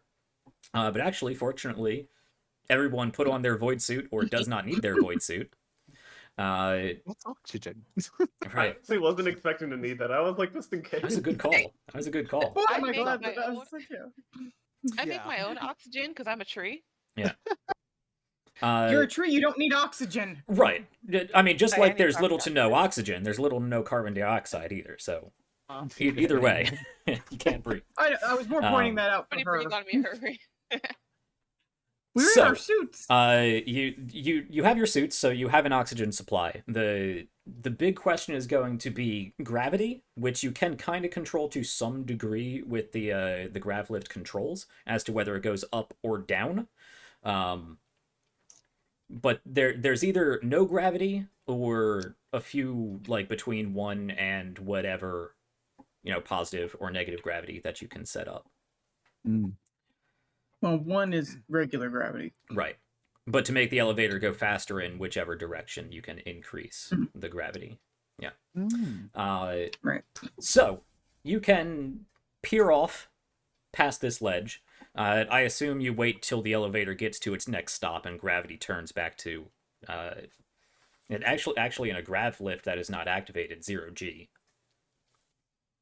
The hallway that you're in, probably the 10 feet or so hallway that you're in before the bulkhead closes, does have its own grav plating. So there is a weird sensation as you are being pulled down to the floor on the grav plating. Then you lean out and there's this weird sort of roller coaster effect as 0G overtakes the top half of your body as you look down into Oh, I'm gonna be sick. the shaft. You notice that it looks like actual structural beams from the grav lift shaft have been pulled out and actually physically block the elevator from going any further. Huh. But it's not a floor to floor, wall to wall obstruction. However, you do see probably about one more floor down, so probably a good 50 feet or so down. There does look to be a full wall to wall obstruction of the grav lift. Just all kinds of different mismatched plating and smaller appliances and really whatever junk they can find that has been piled up and welded together to make a cap on the shaft. I was wondering where that blender went. Where do you have a blender if you don't eat? And sometimes you got to blend magic together. Anyway, so it looks like there's all those things that have been welded together. You said 2 floors down. There's an obstruction between us that isn't fully blocking it, and then there's a full obstruction the floor down below. Yeah, that, about right? 50 feet down. Yeah. Okay, so does it look like we can squeeze to the next floor down? Yeah. Before that major obstruction area. Okay. Yeah.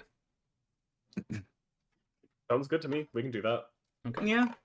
Can we look through and see if there's another access way down there before the blockage area? From between where you are and the blockage, you mean? If there's a door for us to go through down there, so we're not just gonna go 50 feet down and then be oh well, let's go back up. Yes, you can actually look down, and it does see that it gets down to the next floor, and there's the next big cargo elevator Doors. door there, but it also goes down another 10-20 feet past that. Okay. I Actually, just wanted to double check. I think I can scout ahead safely just to check things out up close. And then I am going to, using my Master Illusionist skill, summon an illusion. For the GM, in case you aren't aware of how those work, they have half my max HP, they inflict half damage, and have 1 action to use, and they last for 4 rounds. Okay. I am going to leave the illusion with the group, and then the real Renier is going to head down through the first obstruction to look at the second. Sure. Now, as long as the grav lift shaft maintains 0G, you can kind of just grab onto the wall and push yourself downward. Use little boosts in the jetpack if I need to. Sure. Okay. So you leave a hollow version of yourself up there. Sort of climb downward and start thrusting down the 0G. Question. Yes. What's your illusion look like? It's just I will say it's it looks like Renier, except almost reflective to a point. You can sort of see in the air around it, there will sort of be reflective shards that sort of float around to sort of distort the air. Awesome. I'm gonna poke it then. I just love hearing how people differentiate their illusions. So A lot of the abilities rely on like having the illusions be mistaken for yourself, so I wanted to keep it like similar to how he looks. that's fair. Okay, so yeah. I will push through and then let me know if there's any sign of danger, and I'm gonna like I have a way There I you can like go. bounce out. Okay. If there's Okay. even a hint of That's danger. important. Make me an observation roll then. Okay. He's thinking ahead. Observation. Thank Alright, goodness. I don't have any skill points. That is but it's judgment, which is my best thing. ah. Oh wait, actually, I Theoretically. think I have a thing for this. Okay, I have an eyeglass scanner. Okay. So this Ooh, nice. this lets me gives me an extra die for observation checks and allows me to see through one square thick wall. So Okay. if I can see through this obstruction, that would be great. Okay. Okay. So yeah, that's 7 for judgment. I don't get any extra dice or pips because no skill points, but or I get the 1 extra die for the eyeglass, right? The eyeglass scanning. Mhm. Yeah. Okay. Let's see. That is 1, 2. That's 3 hits and 3 misses. 2 neutrals. Okay.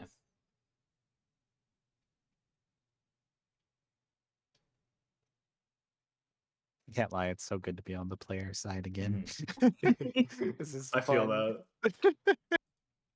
Okay, you said 3 successes. Mm-hmm. I will say, actually, I'm gonna make you a bargain here. I'm going to say, just because I think it could be interesting, Uh-oh. I'm gonna give you I'm gonna give you the option for an advantageous failure because you do fail, but Okay. only by 1 degree. And I like difficulty spectrums. I think they're fun. That's why I like the critical spectrum in this game so much. Mhm. So I'm going to call this an advantageous failure. So you don't notice soon enough that as you are thrusting yourself downward, you get to a point and you look over against the wall, and right level with your head as you turn and look, you see this little red light that's shining out in a plane. Oh. And you really quickly look over to the other side of the wall and you see another red light shooting out in a plane, and you pass through that otherwise imperceptible light sensor, and then the gravity turns on and you plummet. Oh, Ooh, if I can do it fast enough, with Master Illusionist, I can I will say you get about I actually don't recall off the top of my head what falling damage is in this game actually. if I can swap positions with my illusions. Okay. So I'm gonna snap to my other illusion and let the illusion fall. Okay, so it won't really matter. I will say Sacrifice your friend. you notice this about Not 20 friend. feet up, so it would have been quite a fall. Yeah. Yeah, it would have been quite a fall. You notice this about 20 feet up, and you begin plummeting. There's no check for this, right? No, it just says What's while the you action have for illusions in play, you can swap freely among them once every 3 rounds. Does it say whether it's an action or a reaction? It just said swap freely. It's like a movement action. Okay. Yeah, I'll say you can do that. You notice just in time that because you are falling at the speed of at least 1g, you notice just in time and can actually trigger that illusion swap at like 5 feet before hitting the floor. So you're getting real close to this jagged obstruction of rusted metal on the floor when all of a sudden the other 3 of you up there just there's a snap to the illusion. Rainier's standing there in the flesh once more. And then the illusion, takes the rest of the 5 feet and I assume just dissipates on contact. I would imagine it sort of just shattering into little fractals. Yeah. I mean, it says it has half my max HP, but that's the only purpose I was using it for. So I don't mind Right. if it just It might explodes. actually survive, but So if it survives, I can actually make it explode. But yeah. I'm not gonna. Well, I mean, if we're trying to get through, Yeah. Oh yeah, let it explode. does it survive? Do you want to do damage for that? I want to see if it survives. We want to know, damn it. And how far did he fall without the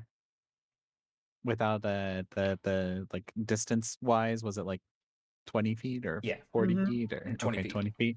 So usually what I do for like each like 10 feet of damage or 10 feet that you're like falling, I usually do like 3d6s of force damage.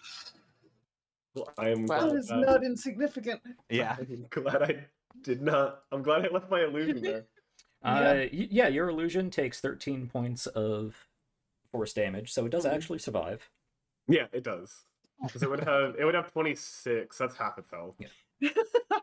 Yeah. So, Fill the Took half void is your very HP. scary sometimes. Damn. Okay. Yeah. The illusion just falls. It's just staring at the ground. boy, aren't we glad it's not sentient.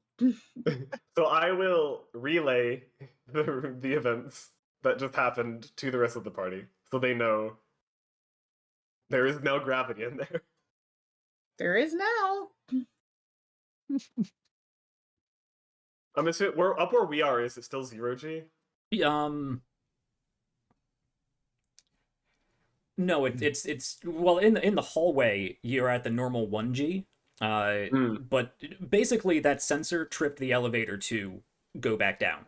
So you notice actually you can hear the elevator back a few floors up beginning to control fall its way back down. And that's Towards what us. yeah. Ah, I mean, you're in a hallway, so you're fine. But eventually, okay, the gotcha. elevator is going to get back down to this floor, meet the obstruction, and you'll have to send it back up. But with the grav lift, it's the entire shaft. When you change the gravity in for the grav lift, it changes the entire shaft. gotcha. Okay, I understand. So many shafts and thrusting. Yep. All right. So so the elevator that we sent up is coming back down towards us. So get your head out of the shaft. I'm going to can I do some magic-y stuff? Sure. So I'm going to use I'm going to try to attempt to cast lower gravity on myself, Okay. which because I'm an elder mage, I flip through my pages. Like, okay, yeah, this one will work. I get a base of 7 dice, and then I get +2 bonus dice because I have 5 points in my magic. And then I get an auto hit die because of my arcane expertise that I have. Yep. Now watch me critically fail this. Shh. Oh, perfect. So I rolled, let's see here, 6 successes on this, 2 fails. Lower gravity is an average cast, and it lasts for 3 minutes. And I'm going to put it on myself so that I can jump 3 times the distance, gain 4 squares of movement speed, and take no fall damage. Okay. Nice. Nice. So I'm just going to kind of leap and fall down, Okay. gently floating. So before the elevator makes it back down to this floor, Ara takes out her book, quickly incants something, and then just walks off. Yep. Is it safe down there?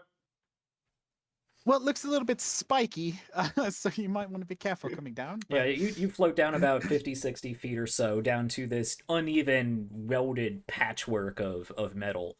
You see a fractally Rainier clone down there as well. hello, friend. But otherwise, it does look like it's just the shaft. It's wall-to-wall obstruction. Like I said, another 10 feet up is the lip of the doorway to that floor. But to proceed any further, you're going to have to get through this obstruction. Okay. Would I be able to like float down to where the lip of the door is for the next? Yeah, you can grab onto that, sure. Okay. Yeah. The door is closed, of course. Of course. Yeah.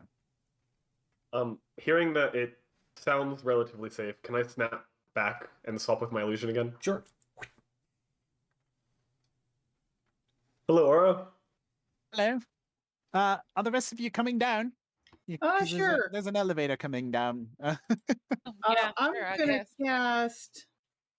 Hold on, I gotta get to it. I'm gonna cast Drift the Connection on myself, Okay. What does that do? which it says right along the flow of the arcane current, the spell grants you the ability to fly through the air. You gain a fly speed of 12 squares, Okay. Dang.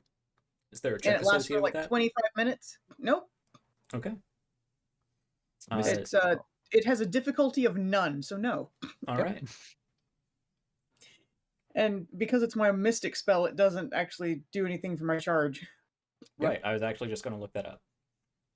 Yeah, I don't believe mystics are basically like cantrips, right? They're the Yeah, lower. basically. lower In the spells, yeah. lore, the reason they don't add to the arcane is because you're pulling from the energy that accumulates in the Mhm. central realm instead of from any outside realm. Cool. Okay, but yeah, it lasts for 25 minutes. Okay.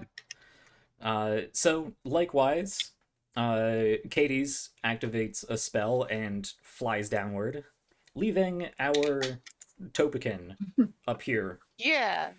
So still what I'm slightly gonna do is rooted I'm to gonna the use wall. my jetpack. You have a I'm gonna jetpack, let go you're of the fine. water. Yeah, she's fine. Yeah, That's so true. what happens is like these like giant leaves grow out of her back and start spinning, kind of like those like fan That's boats, great. you know? Then she just hovers her way down. Okay. Perfect.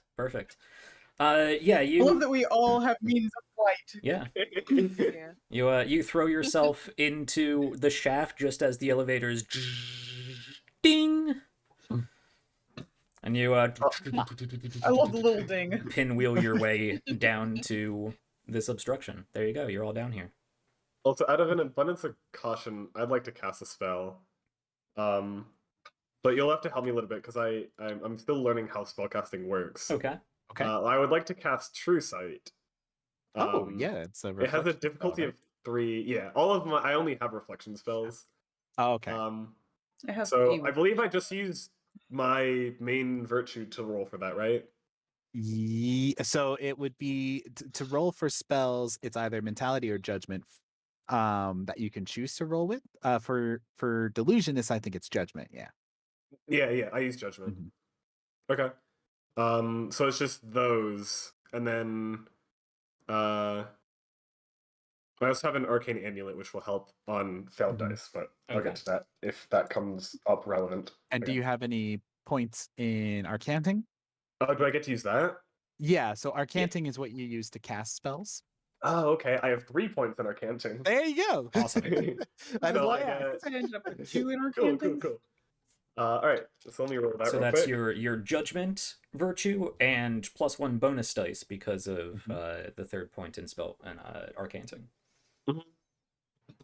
Okay, so using the extra pip, and then so I think it says it's a difficulty of 3, so I just need to get that to successfully cast a spell, right? Right. Yep. Okay, so I got 4 successes. Perfect. Nice. There you go. Nice.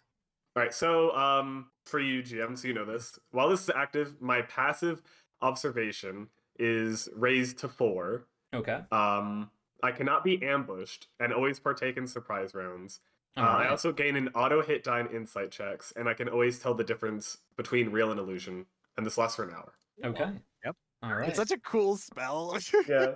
I don't know why I didn't use that. It would have been really good to use before, but you know. Yeah. Hindsight's Hindsight, 2020. yeah. That was true sight. You live and learn. You live and learn. And then for casting that, I had a charged state to reflection, right? Yes. Yes. Okay. That's Right. exactly what I was gonna say. Okay. Got it. Look at you guys. This is great to Yeah. watch. So We're I trying. Great I will- abilities. I will try I to was like, keep I that in love mind. I love this system, honestly. I will try to Isn't it keep so that in much mind. fun? It's such a neat system. I like it. I really do. It's These just abilities are fun. just awesome. I know, right? Yeah, We just barely scratched the surface too. Yeah. that's true. Yeah. It's just We so need to much play this fun. again. Yep. But feel free to remind me if any of those situations come up and just be like, hey, I should know this. Okay. Will Okay. do. So you get down there, and actually, the three of you are down about 10 or so feet below Aura, who is just kind of hanging on to this, like, Like, hey, guys, 1.5 inch lip from where the Grav elevator would open up onto that next floor. But otherwise, you are wall to wall, and by wall to wall, I mean there's probably like a good 20 by 20 foot section here because it's a big cargo elevator. Big area. That is just, as I said, uneven patchwork of welded together junk. Now, how do we get through this? Says Uh, the Can try guy to with well, pull you it have out. your explosives, or I'd say you could make a mechanics I have check my to hammer. disassemble this. You could try to beat your way through. I can muscle. Mm. Yeah, I have muscle. Yeah, just like reach down, try to pull plating together or apart. Take a look at your abilities, your skills, your gear, and you tell me basically. Yep. Well, I do have good insight and observation too. Can I use that to try to find what I think is a weak point to make it easier to s- pull up some of this plating, or is that Well, just if I too have complicated? analysis, with I think I also have because I've got the analysis. eye scanner too, so I have a bonus to analysis. I have a rocket launcher. That Why could do you have a also rocket launcher? Well, you know, there's. Long story short, I fought a necromancer once and studied his stuff a few times, and now I can summon an ether launcher. That's nice. I have an ether bell. Well, if we were going to use explosives, maybe we should have done that before we all came down here. That I was mean, my you're the thought one with as the well. explosives, so shouldn't that have been your thought? Hey, you know, that's actually a great idea. I snap How- back to my other illusion. No, I'm kidding. Bye. No, that's probably gone by now. It only Yeah. lasts a couple rounds. Okay, yeah, that's gone. Yeah. Pretty much outside of combat, it's like a minute that they last. Mhm. Okay. What you know what we could do? If you all kind of like move away, you could put your grenade down, and then I could hit it with an ether launcher. You know, you guys might want to move a little bit farther away into the I'm just sky. gonna fly up as high as I can. Yeah. Well, because like I gonna, said, mine it's like my flight lasts 25 minutes, so I can fly for a while. Of course, we don't have to do this if there's any better options. I was just thinking of the most direct path. I mean, let- they're gonna know we're coming if we explode it. That's fair. maybe I can just try to pull it up first before we go with any other explosive Probably. options. It's not a bad idea. And I guess I'll try to Well, I will muscle it say, out of there. I did like your idea of looking for weak spots, which is analysis, Mm-hmm. looking at fine details and whatnot. So you can spend some Wow. time and go along and look at the welds on all of these different places and see if you can find one that looks thinner than the rest. Can so I that help would her be analyze?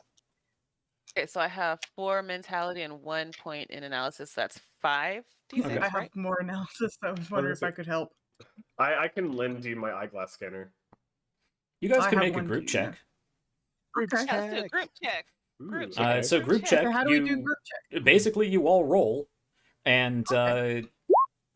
it just counts like one giant pool. I would like basically. to give an assistance, Okay. which would give the group one auto That's hit one die auto hit. success. All Mhm. right.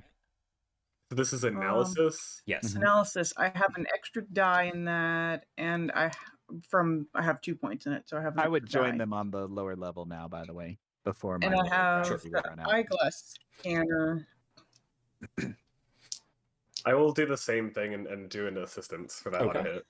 Okay, cool. I get to roll 8 dice. Nice. Nice. Yeah. Very good. Ooh. Oh, that's a good joyful noise. Yeah. And Cypress, are you rolling as well, or are you adding another auto hit? Actually, I believe I only two rolled. people can Only apply two auto people hits. can. Yeah. Mhm. Yeah, I rolled and I shouldn't have. Uh-oh. Yeah. Such as Well, group I checks. have a 4, a 3, a 2, and 2 1s. Oh. Do you have any So that's points three in misses. analysis? so that's 3 failures. And I have 1 point in analysis. I thought that was where oh That wait, would give I you a get plus pip. 1 pip. Okay, Yep. just kidding. So I have rolled. Okay, hold on. So you could either You can mark one of turn those 4s up to a 5. you can turn the 4 into a 5 and give a Yeah, success, or yeah. you can turn the 2 into a 3 and go from 3 failures to 2 failures. Get rid of the failure because I've I'd got some rather successes. I want to turn the 2 into a 3. Okay. Smart. So you're contributing 2 failures and no successes. Well, when you put Um, it that way, it sounds bad, but yes. Well, good. It's like because I have 2 points. It's like I have 2 points in analysis. Okay. So that's So a I can bonus still die add a- and 1 pip. Okay. So then I have 1 failure, which I'm going to use my pip to turn that into not a failure. Okay. And then I have 5 successes. Okay. Ooh. So we have a grand total of 5. So that, if we take our 2 auto Well- hits against your 2 misses. Yeah. Yep. Job, Exactly. team. Yes. Great. Oh, and I get to And put that in the number of rolls I've done. yeah, anyone who contributed to that, I believe, even just adding an auto dice, right, gets to. Yes, that yeah. would give us if we Oh. yeah, we would get a successful die check. Mhm. So Okay. if we succeeded, that if not, it Um, would be still a group failed Did check. we succeed? Yes, yes, you did. I was looking for Yay. 5. That's what I was looking for. Good job, team. Woo! Perfect. Because you do have to And so I go ahead make group checks a little bit higher than individual Mhm. checks because the dice pool is just going to be significantly much larger. bigger. Yeah. Yeah, so you spend a few minutes, the lot of you, sort of fanning out over this 20 by 20 area of patchwork welding. And eventually you get to a point where it does look like they were starting to run out of crap to weld in here, and it's not all weldable metal. It seems like they have like plastic bits and various other like non precisely weldable things in this one pile that are Mhm. kind of just like clamped in and sandwiched to Over other here, things that over here. are weldable. So not only are they a little bit more fragile, some of them, but there's also that non-welded sort of seam that you have here. So this would probably be the place to either try to pry them apart, smash through, blow it up, but you found a spot that will lower the Gonna try to, difficulty of actually, I'll say instead of lowering the difficulty, I'm going to go ahead and give you an auto hit die to whatever Ooh. Hey. whatever Fancy. way you decide to go about this. Do y'all want me to try to All right, pry it up? muscles. Or okay, cool. Yes. Yeah, Um, I'll assist it's you. 2 successes, and plus with the auto hit, that makes it 3. Okay. The 5 also a success. Yeah. Yeah, 5s Yeah, and 6s are Well, successes. 5s and Okay. 6s are success. In that case, that's 4 successes. I was Okay. saying, it's like, I'll assist you if you want. I'll take that.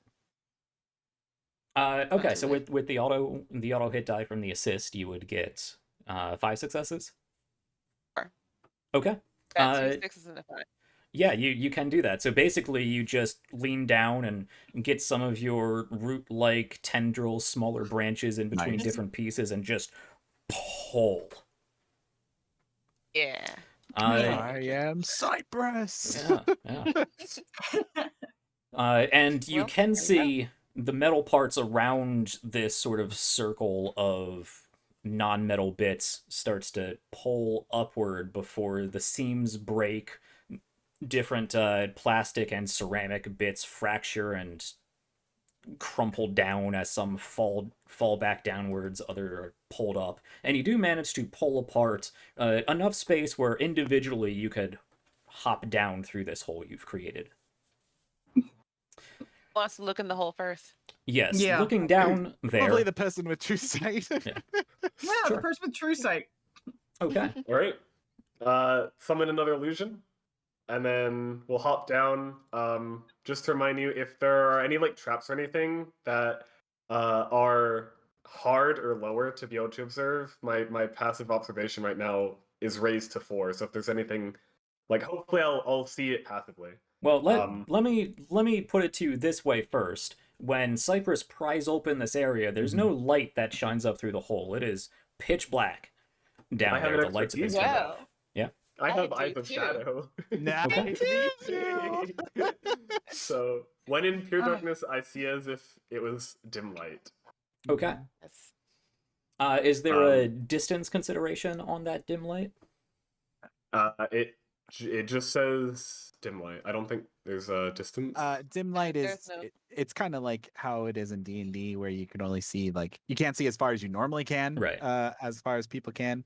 So it's like about half the normal radius of what people can usually see in bright light Okay. on flat surfaces. which Sure, is usually sure. like upwards of what, like a mile or something like that. I Right, think right, it's- on a flat plane. Of course, if you're Yeah. looking down, you just look down until you Yeah. see something. Yeah, I will say with Eyes of Shadow, being able to pick things out, you don't get fine details, you don't get color or anything, but you can see, before you just throw yourself down this hole, that it does go down another about 50 feet, because like I said, this was between two different floors that you were had to get to. It does go down another 50 feet. I will say you do actually, and you could have seen this even without Eyes of Shadow, there is down towards the bottom of where this shaft opens up, you see a small blinking red light. Uh-oh. Okay. Also, we're police officers, so you said we have flashlights, so I'm Yeah. going to take my flashlight out Oh, and yeah. shine it down as well. Yeah. Forgot Now about you're that. thinking. It Uh, helps a lot. but other There than you that, go. it's just the continuation of the gravity shaft. Okay, and we're at 0 Gs right now, right? Because the lift has stopped. Or is there still gravity in here? You are at 0 G at this point. Okay. Yeah. Yay, we're just floating. You could go find a terminal if you want to play with gravity, but 0G is probably a good way to go. Yeah.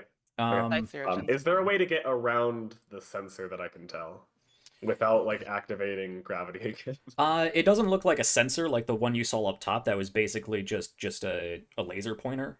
That looks like a warning light. I'm just gonna tell you, it looks like a warning light. Okay. Do I have any idea what that might mean? It means that you tripped some sort of warning. Ah, okay. That's usually not good. You have high judgment, so I will say you can just deduce that because you passed through a sensor, activated the sensor, bad things happen, and now you see a warning light, probably the two are connected. Yeah. All right. Instead of going in this time, I'm gonna send my illusion down and just kind of watch it. Okay. So the illusion can propel itself like you do, right? It can physically Yeah, it interact with the wall says, and push itself down. It just can't activate abilities or Yeah. like equipment, so it can just kind of slowly drift down. Okay. Mhm. Sure. Yeah. You can send your illusion down there. I'll be right back. Can you see through your illusion? No, I'm just watching it. Okay.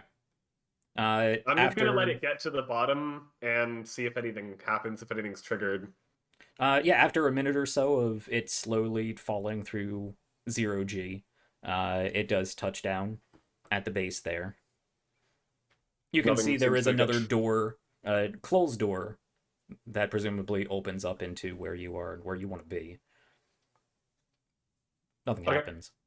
I will swap and bamf myself down into the actually, where the illusion is at. Let me look at something first. Okay. Your Uh-oh. illusions, they actually, yeah, you can't see through your illusions. How much time would you give before, like, it looks fine, let's switch places and go check it out? I'd say I was just waiting for as soon as it touches down, I'll probably like give it like another like 5 seconds, and if I don't see anything triggered, then I'll swap places. You swap places.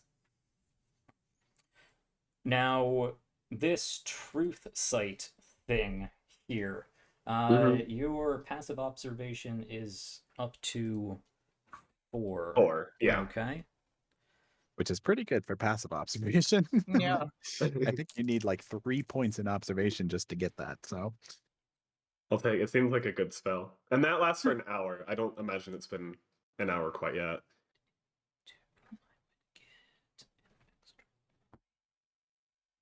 by the way, Okay. before you would have left down there, just for caution's sake, if the GM would allow, I would like to put Earthen Enchant like right before he went down there. What My are you trying to character's- do? Just put a spell on him that makes him a little harder to hit, just as precautionary measures. Okay. You guys have been working long enough. I'm sure this is a fairly usual tactic. Yeah, you could do that. Okay. So what's that all about? So Earthen Enchant is a cool one. It only lasts like 3 rounds, so Okay. it's like 30 seconds or so. But I always put it on people as precautionary measures when I play mages. Basically what it does is it increases their armor level by 1. Okay. I'll take it. Because I don't have the highest armor. I have okay Yeah. armor. But I can't wear armor, so Mhm. Yeah, so it's a great spell. And it's an instant action, so it's like real quick. So if you'll allow me to do that, then I would like to cast that Yeah. on him just as precautionary You can measures. do that. Okay. So that would be what, 9 dice? Yep. 9 dice. dang. I may or may not like magic, okay? No, really Just- wouldn't just have a hobby. guessed. Ooh, okay, well, I did not critically fail that, but I only got 1 success, so I'm going to reroll that because I have the points to do so. I do have to keep 1 1 and 1 6. Yep. So we'll reroll that. And that is a much better roll. So I have 5 6s, Nice. all naturals with that reroll. So, Nice. Five all five natural. sixes. Okay. Yep. Now there's to my knowledge, you don't really critically succeed in casting a spell, right? not really, So, unless it's yeah. like an attack, Right. Yeah. but Okay, Rainier, you have 1 higher armor. So what does that put you at now? Right. 3? That'll put me at 4. 4. Nice. Nice. I Nice. have 3 naturally. That'll put me at 4. Nice. That's heavy armor equivalent on a Mhm. on Yep. a mimic. Nice. Okay, so what I will happens take- really quickly? Okay. As you are getting ready to go down, Ara sees this. She knows how impulsive you are as an ex hollow ball player. She just slaps you on the back and applies a little magic Go get him, bolstering to you as you switch places. As soon as you get down there, you become aware this truth sight that you have. You sort of scan the area real quickly, sending out this sort of arcane reflective radar, and you see some things you didn't notice from all the way up there in the darkness. You notice down here. Oh boy. Yeah. oh boy. Yeah. Imagine, if you will, that this shaft, because it's you don't usually have to. This isn't someplace you look at because you're in an elevator and it's going down. There's all kinds of exposed tubes and pistons, and like there's no nice, flat, pretty wall plating. So imagine like back in the Aliens movie with all of the different, little nooks and crannies to hide in.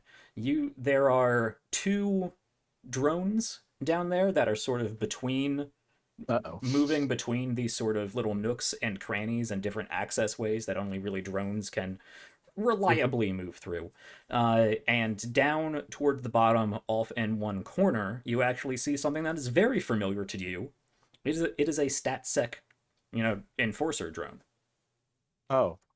Oh. And as you get down there, the light on that enforcer drone turns on. And the 2 repair droids start moving out of the wall.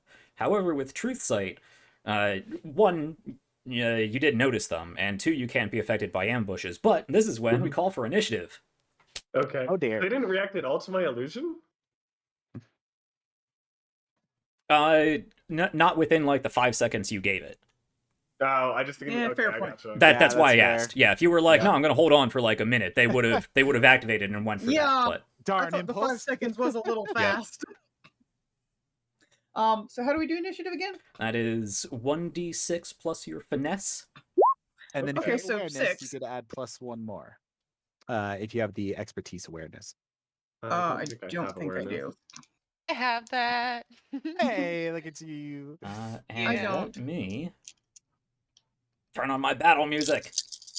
Oh. Ooh. Ooh. Ooh. I Like like it. this. I'm ready for battle now. All right. Okay.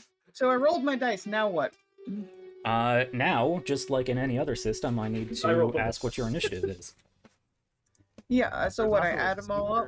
super handy initiative tracker in Roll20 that you can use too. There That's is, real nice. actually. Mhm. Yeah. Unless you want to write it down. I was just saying in case you want. Right. I Was just, I just figured since we weren't, I have to enter that all manually anyway Yeah, that's true. because we're not using the character sheets at the moment. So I'll just ask you guys what you got. I'll say we add up what we rolled. Yeah, 1d6 plus whatever your finesse is. Yeah. Okay. And do let me know, both you guys and anyone in chat, if the music needs to be adjusted. Sounds good to me. I like it. Sounds Yeah. good. I'm excited. First combat. Yeah. I just do not think I'm going to be going first. What did you Okay. roll? I rolled a 1. Nice. I have a good initiative modifier, Classic. but just it's not a good start. It's okay. I mean, I rolled a 4. Don't you have high finesse? I also rolled I have a 5 in finesse. Oh, okay, that's what I have too. Let's see. two. So it's not bad. All right. Well, we all got 9s. But if I had gone down first I have an 8. and then left my illusion up, I could have gone out. But because I put my illusion in first and then Yep. teleported in, and there's a cooldown on that, so I can't just like teleport out. Yep. So wait, is the illusion gone, or did you just swap places with it? It's not The illusions, I mean, I imagine the time it took to go down, it'd probably be like toward the end of existence at this point. 'Cause probably I'm like like, one round remaining. yeah. Yeah, so he's gently floating down. No, that's but still one I think round it's been remaining. long enough that I can make a new one. Yeah. If I wanted to. Sure. I'll say so. Yeah. It says I can make one every 3 rounds, so if it's Sure. been 3 Yeah. rounds at the Yeah. time. Every Yeah. 3 rounds is like 30 seconds, so. Okay. Aura, what did you get? I got an 8, All right. Nice. Cadis? and that was with rolling really high. Hades, I have a 9. All right. Cypress? 9. 9. Oh no. And Rainier? That's it. 6. Oh, you're lower than me. Wow. All right. So I rolled a 1. True. I rolled a 5. Cadis, Cypress. What Yep. is your finesse? 5. 5 Cadis for Cypress? Yes. Is that what I heard? Okay. So Wait, yeah. So I'm Cadis first. Oh no, I'm not. Cypress. Yeah. Well, I mean, you know, there's the drone. Fortunately, I'm glad I chose the class that's based on reactions, because Yeah. even though I'm not going Yeah. first, I can still like. Yeah. Rainier, what's hopefully your do something finesse? cool. My finesse is 5. Okay. You just rolled terribly. Yeah.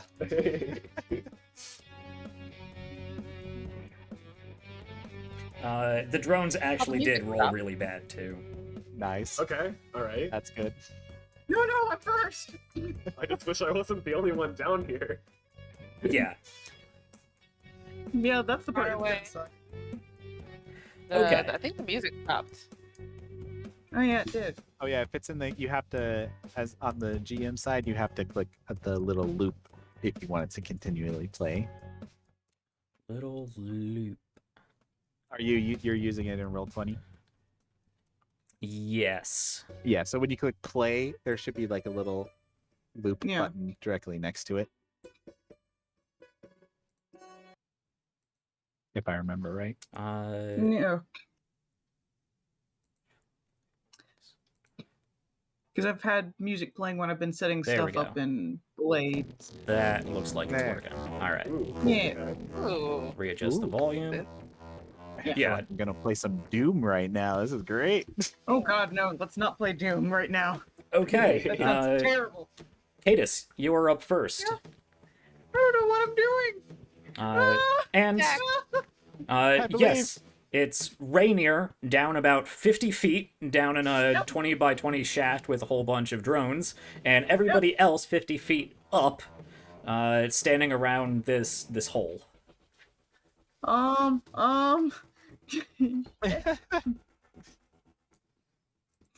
I needed to not be first.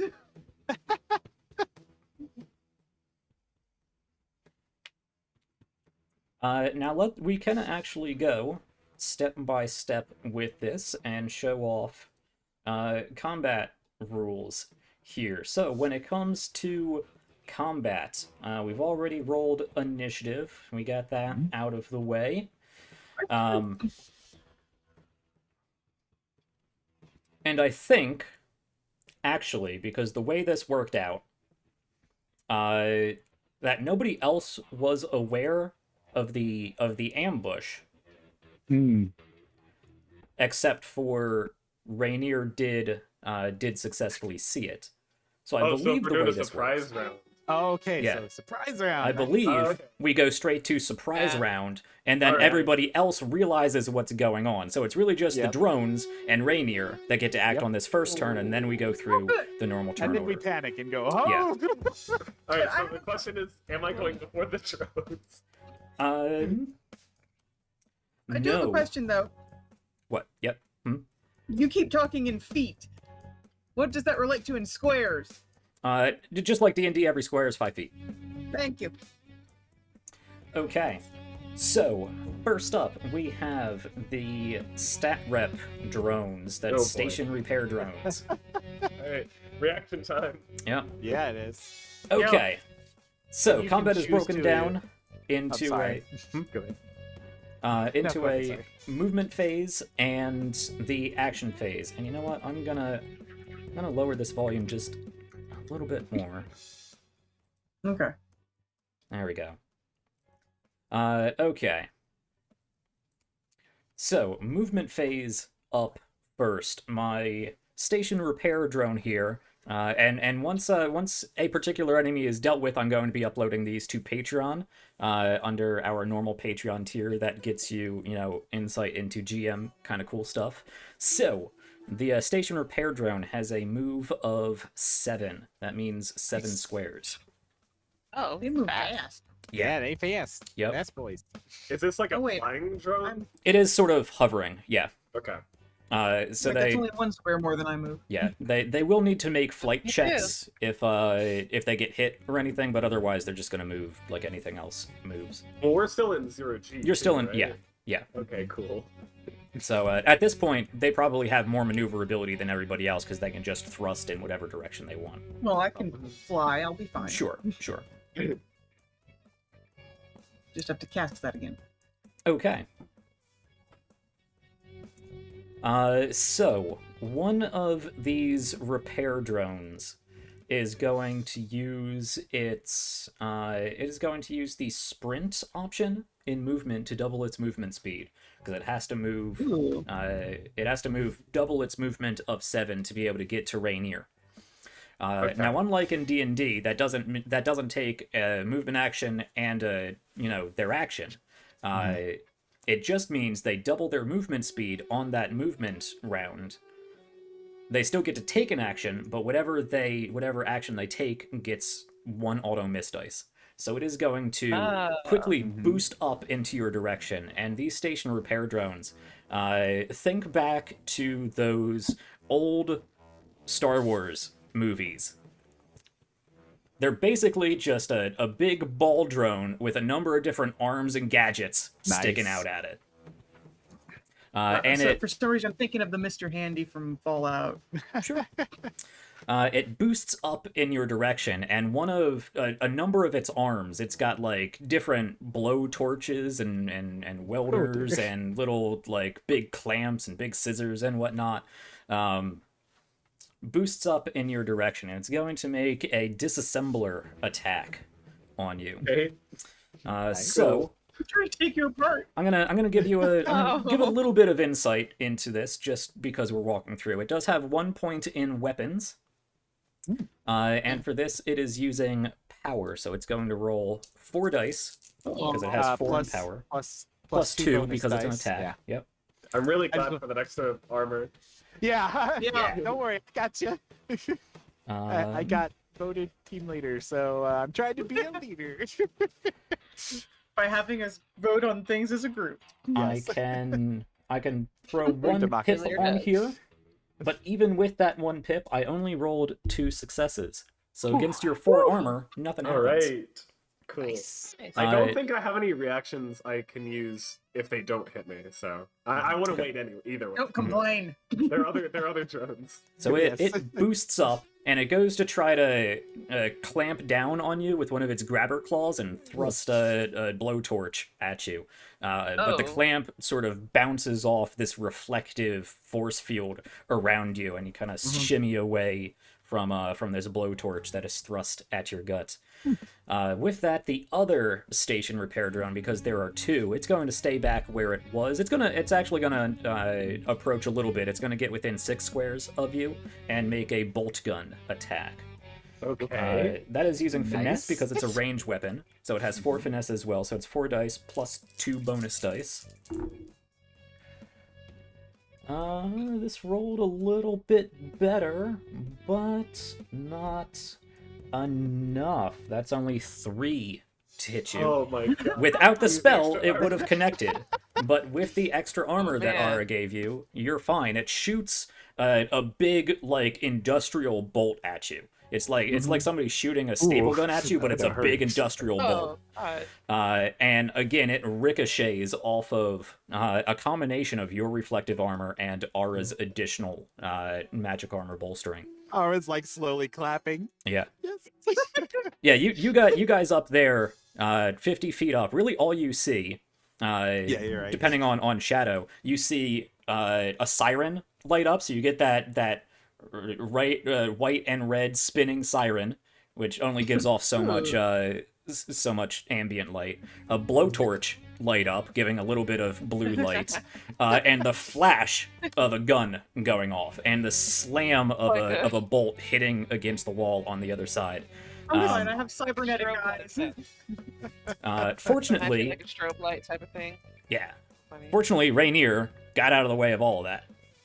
Cool. That does bring us to Rainier's turn.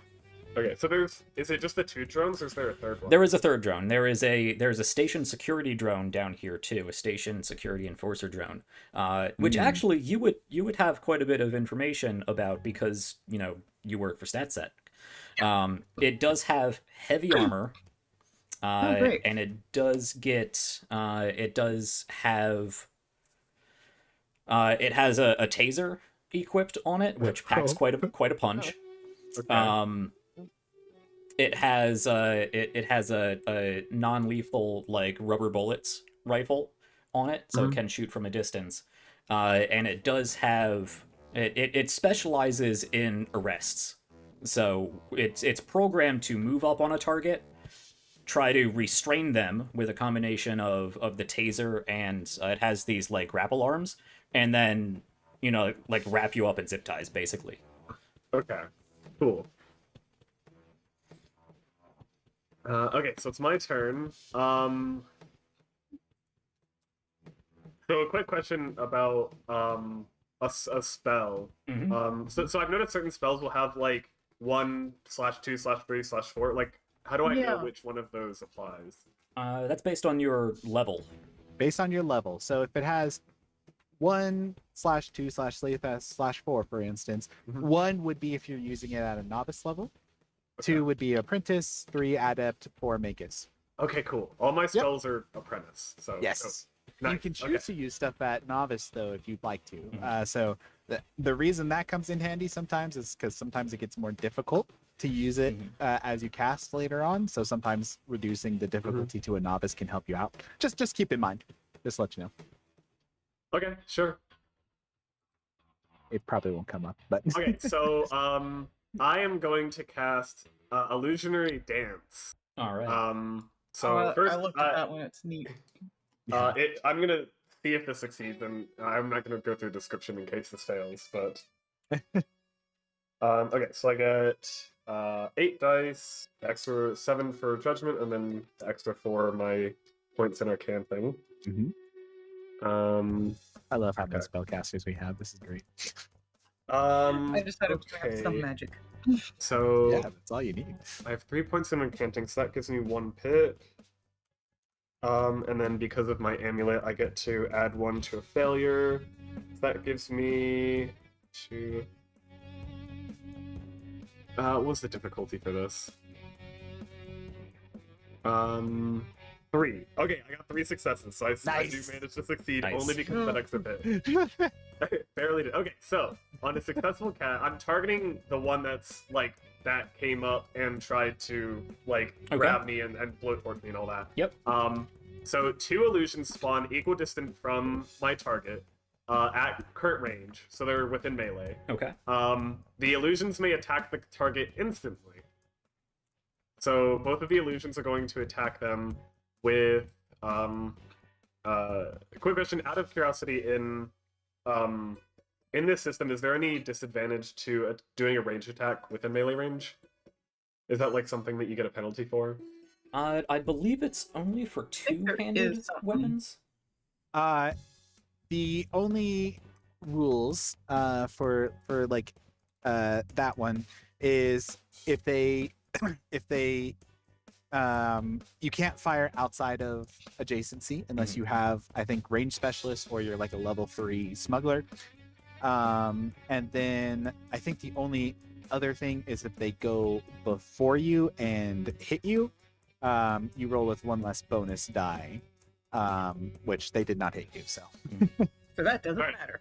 Right. So both of the illusions are going to summon hollow dodgeballs and attempt. Nice. to slam them We into love the it. spot.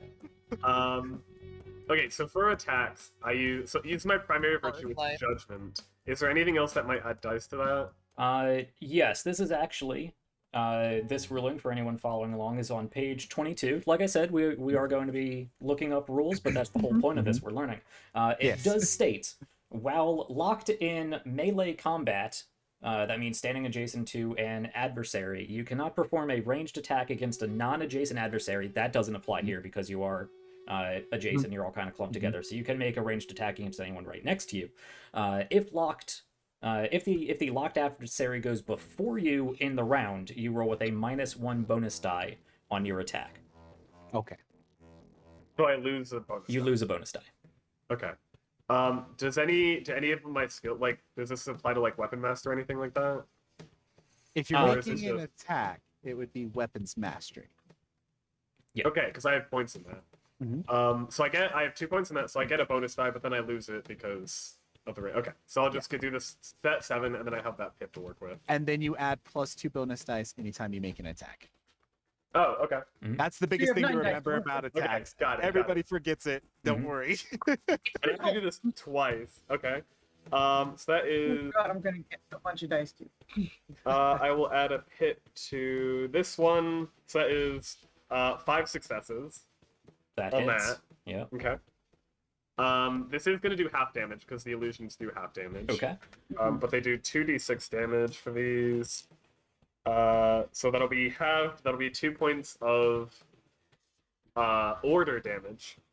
Plus, you Right. always add your virtue to the damage as well on attacks. Oh, okay. So then 5. Okay. Because that's also halved. And I'm assuming, is it round down with odd Round numbers? up. Round up. Oh, okay. Then Everything is 6. Round up in this game. Mhm. Okay. That'll be Yay. 6 points of order damage. Nice. And then let me do the other one. Ooh, that is not good. Uh-oh. Okay, so I have a pip. That is with a pip, 1 success. One success? Yeah, I didn't Oh, critically fail though, so I don't think that would Okay. hit. No. Nah, that does not do it. Okay. Cool. I will say, just for demonstration's sake, this station repair drone actually has light armor, which is 2 Oh. difficulty. Oh, so cool. Oh, the injury's acting up. Darn. All right, then. Right, that was the. I don't think I have anything to do with my extra action, but for my movement, I'm going to swap with one of my illusions, which, like, according to Master Illusionist, is it causes adversaries to lose track of me, so they don't know which one is the Sure. real me. Yeah. All right. So I'll swap to the. There will be 2 of them. I'll swap to the one on my left. Okay. And then don't think I have anything to do with the next action, so that'll be my turn. Okay. Just such a cool thing as a delusionist. Mhm. Like, Yeah. which one is me? I do have an extra action. Okay. Actually, I'm not going to use that now. Never mind. I'm done. I'm sorry. Okay. I'm done. That brings us to the station repair enforcer. All Oh, right. Let's see. big guy. Movement. I'm having so much fun. Yeah, right now it's only aware of you, and its AI is going to determine that you are outnumbered, and therefore it's easier to arrest you than shoot you. So it is these actually move fast. You know these things are fast. So in a Am I really single, outnumbered though?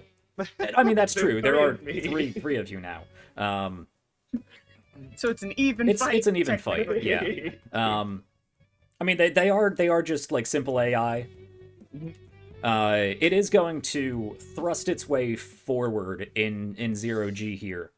Okay. And it's going to go up, and it's going to attempt to taser you. All right. Tase me back. Wait, is it tasing the real me or one of my illusions? Let me say... I'll say on a 1 or 2 on a D6 that it's going to go for the real you. Okay. That's a 1. It does, out of That's chance, it, okay. just happen to go for the real you. That just turned out to be the one that was closest to it. All right. Yeah.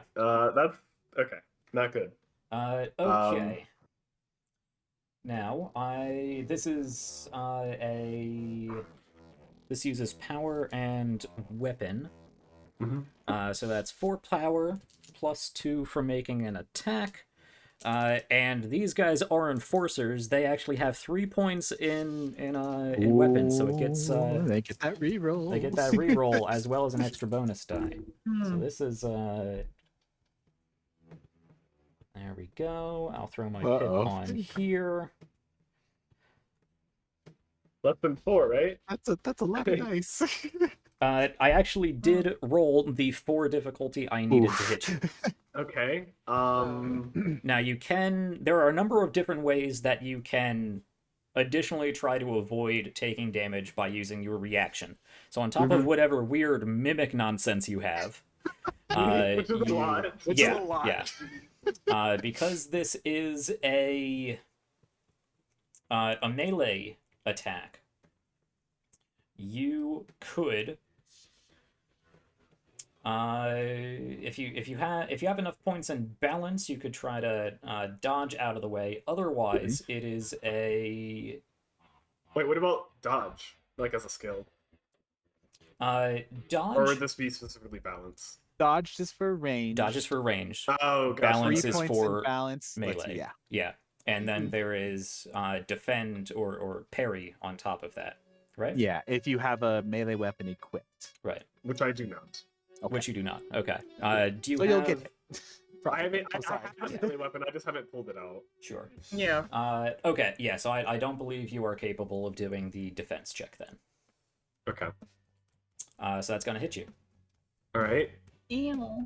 That is with the okay. taser. It doesn't do much. It's only 1d3 damage, but the taser's not dangerous because of... so that's 2 points of non-lethal tasing damage. Okay. And I'm going to need you... Uh-oh. Muscle vitality check. Yeah, to make me either a muscle or vitality check. And you need to beat 4 successes.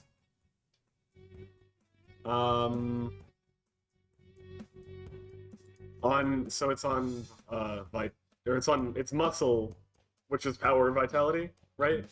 It's muscle / vitality check. It'd be like rolling any other skill. So it would roll a vitality. Yeah, it'd be your vitality virtue in dice plus whatever bonus you get from skill points in muscle. Which I have none. Same. Okay, and I don't think I have anything to help me with vitality, so I have 4 dice. Okay. You got this. If you succeed on all of them, Yeah. because it's based Alright. off, it's contested against the attack roll. I don't have any pips. That's only 2 successes. Okay, you are stunned for 1 round. Okay. I'm assuming that means I cannot take a reaction. Correct. With stun, they cannot perform actions or reactions. Let's see, lose an action, reaction, and half your movement on your turn. So if you have anything that gives an additional reaction, an additional action, that could come into play. And you only lose half your movement, so you can move on your turn, but that's pretty much about it. You can also use extra actions. Extra actions. I think. Yeah. Gotcha. Okay. And I can still use my illusions. Can still do stuff. Yeah. Okay. Mhm. All right. Cool. So no reaction. Okay. With that, it is going to try to arrest you. This is one of its special abilities. Uh-oh. Cool. Can we not identify ourselves to it? If this was working the way it was supposed to, it would recognize your StatSec uniform and like ident chips that you have on you, and would not attack you. This is Okay. clearly a hacked drone. Just to point that out. I figured, but I was That's what just making sure. Yeah. Mhm. I suspected, but gonna ask. I was like, these are maiden drones always that are good to attacking ask. me. Yeah. Okay, so it is going to try to grasp you. Okay. Now, I don't believe stun actually gives any benefit or detriment one way or the other when it comes to No. trying to grapple or grasp somebody. However, because it's specifically designed to do this, its special ability gives it 1 auto hit die on any contested muscle check to grasp a target. So this is going to be a contested muscle check. This is going to be muscle and like power. 10. Yeah, so it's going to be power this time. So power plus any skill no. points in muscle.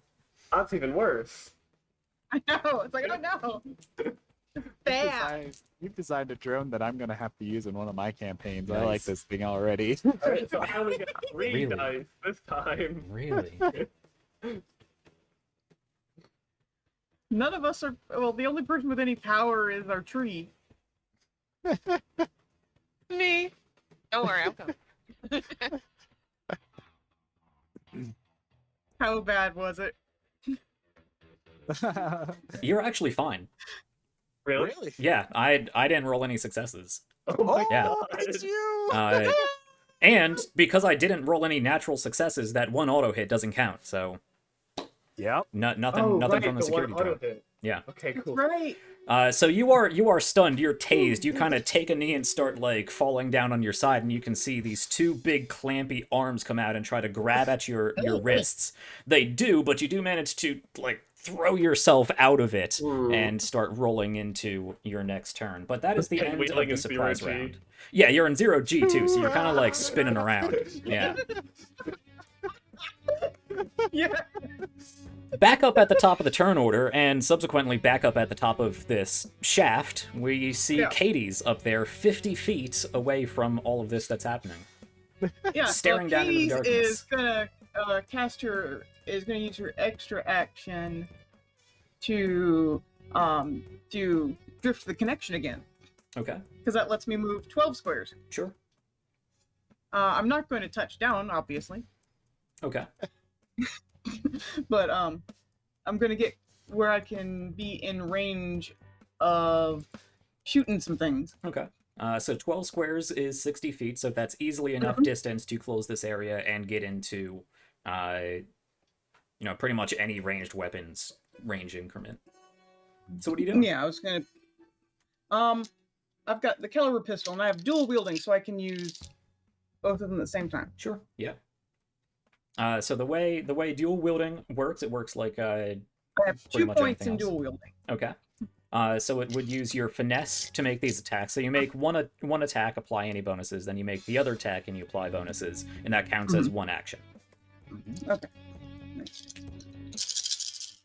I love this whole So, theme going. I get so this is finesse, so that's 5 plus an extra die for dual wielding plus 2, so that's 8 dice.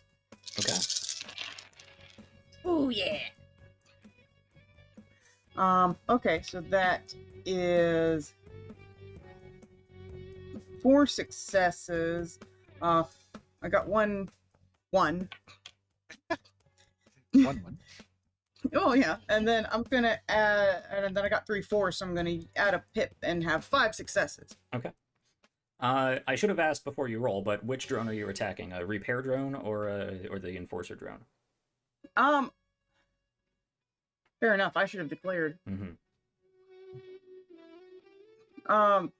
Damn it, now because I have definitely made enough to hit the enforcer drone I want to, but You might as if I well. before, well, I know, but no, because the honest answer is I would have gone for the lower armor drones first Aw. because I didn't know. Okay. So- Yeah, so you can attack one of the repair drones that does hit. You can go ahead and roll your damage. 8. Okay. That's adding in your finesse value. Yeah. Awesome. Yeah, Nice. because I rolled a 3 and I have a 5 finesse. Nice. Okay. And then you said I get to go again. Yep. You make another attack as part of your dual wielding attack action. I got 5 more successes. All right. I love your little happy dance you do. I know. Also, and I got a 2, so 1 failure, but not a 1. Okay. So yeah, so 5 more successes. 9. And actually, with 5 successes, that's a critical hit, right? That's a critical hit. Yeah. We missed Well, I had something. 5 before too. Yeah, that's true. So, well, give me this damage, and then we'll just roll twice on the critical table. 9. That's 9 damage from that. So the first one critical. So anytime you roll 5 or more successes, you get to roll on this critical table. Okay. As long as they were naturals. They were Right. not. One of them was not a natural. Okay. But this Okay. time they were all natural. Okay. Awesome. Sorry, just So wanted one to make roll on sure the I- crit. Right. So Threw in so that when it comes to clarification. critical hit, auto hit dice and pips don't apply. auto hit dice do. Auto They do. count as naturals, Okay. just like auto miss dice count towards Right. auto Right. natural auto fails.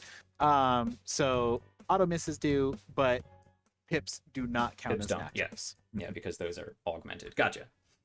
Just for clarification. Okay, no, that makes sense. Yeah, pips are an augmentation of the dice rule, Yeah. and auto dice is just you get that dice as if it was naturally rolled. Yep. Gotcha. So you get 1 roll on the critical table. So go ahead and roll me 1d6, and I'll tell you what happens. 4. Okay, target has 2 auto miss dice on their next attack. Ooh, nice. Thank you. Yes. I to say that, but it's like I don't want to be a jerk. But All yes, you're right, welcome. yeah, you pull out your two pistols and take 2 quick shots. One slams into the center mass of the drone, and the other skims off one of the sensor areas and sparks as its sensor navigation gets a little wonky, and it's gonna Nice. have trouble pinpointing its next target. Nice. Also, one thing. So yeah, I moved. I did extraction. I've done attack. I think that's all I've got, right? Sure. So sorry, Taylor. What do you? You do get to add a extra d6 of damage. Anytime you critically hit an attack, you roll 1 additional d6 All right. as additional damage. So And does that include my modifier? no. So it's just an additional d6 on top of your other damage. Okay. So Well, that was a 2. Okay. Another 2 damage. Gotcha. So less exciting, but it's more damage. hey, Yeah. every point is a point of damage. Like, Yeah. it could lead to the difference between death and not death. It's awesome. true. Awesome. Yeah, go me. Good pointing that out to me. Well, it's our Yeah, first I just combat, wanna, so- it's a good thing for the GM to know too. Yeah. That way you deal more Mhm. damage to us. So sorry, players. But No, it's fair. All right. Okay, that is Cadus. Next, we come up to Yeah. Cyprus. Yeah. Yeah. So, I want to use because I'm 50 feet away. So, use my jump charge to Oh. try to launch myself at the enforcer one. right, you're a field knight, aren't you? Yeah. Yeah, so I'm gonna use my so I want to aim directly for the enforcer, but I don't care about the other 2. Fair. So it says I launch myself forward up to 2 times my base movement, so I can reach it and hit it with my hammer. All right. I guess it just counts as the tackle. So you Roll. move up to 2 times your base movement. Mhm. And your base My movement base is movement is 6 squares. 6. So you'd be able to move 12 squares. Yeah, easy enough to fly all the way Yeah. down there. Yep. And sorry, I'm trying to read. So of 2 base, blah blah blah. it's a contested vitality / muscle check. If they fail, they are dragged with me and take the 1/2/3/5d6. That's based on my level. Yeah. Okay, So I because guess you're fifth I'm level, that'd be the 5. second slash. 2. Okay, so 2d6 plus vitality, force damage, and are knocked prone. If they hit a wall, which is there's something behind them, force there. Yeah. So if they hit the wall, they take an additional 9 force damage. So All right. It's so Yeah. cool. let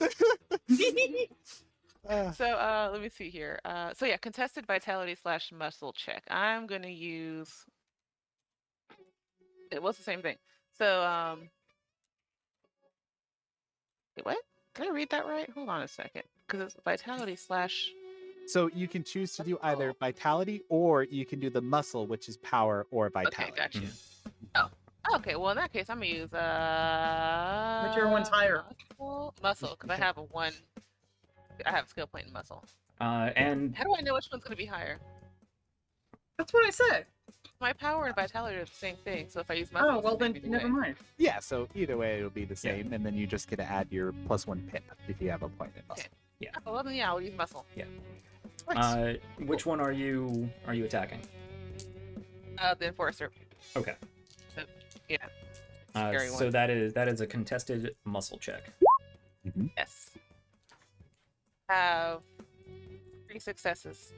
Wow.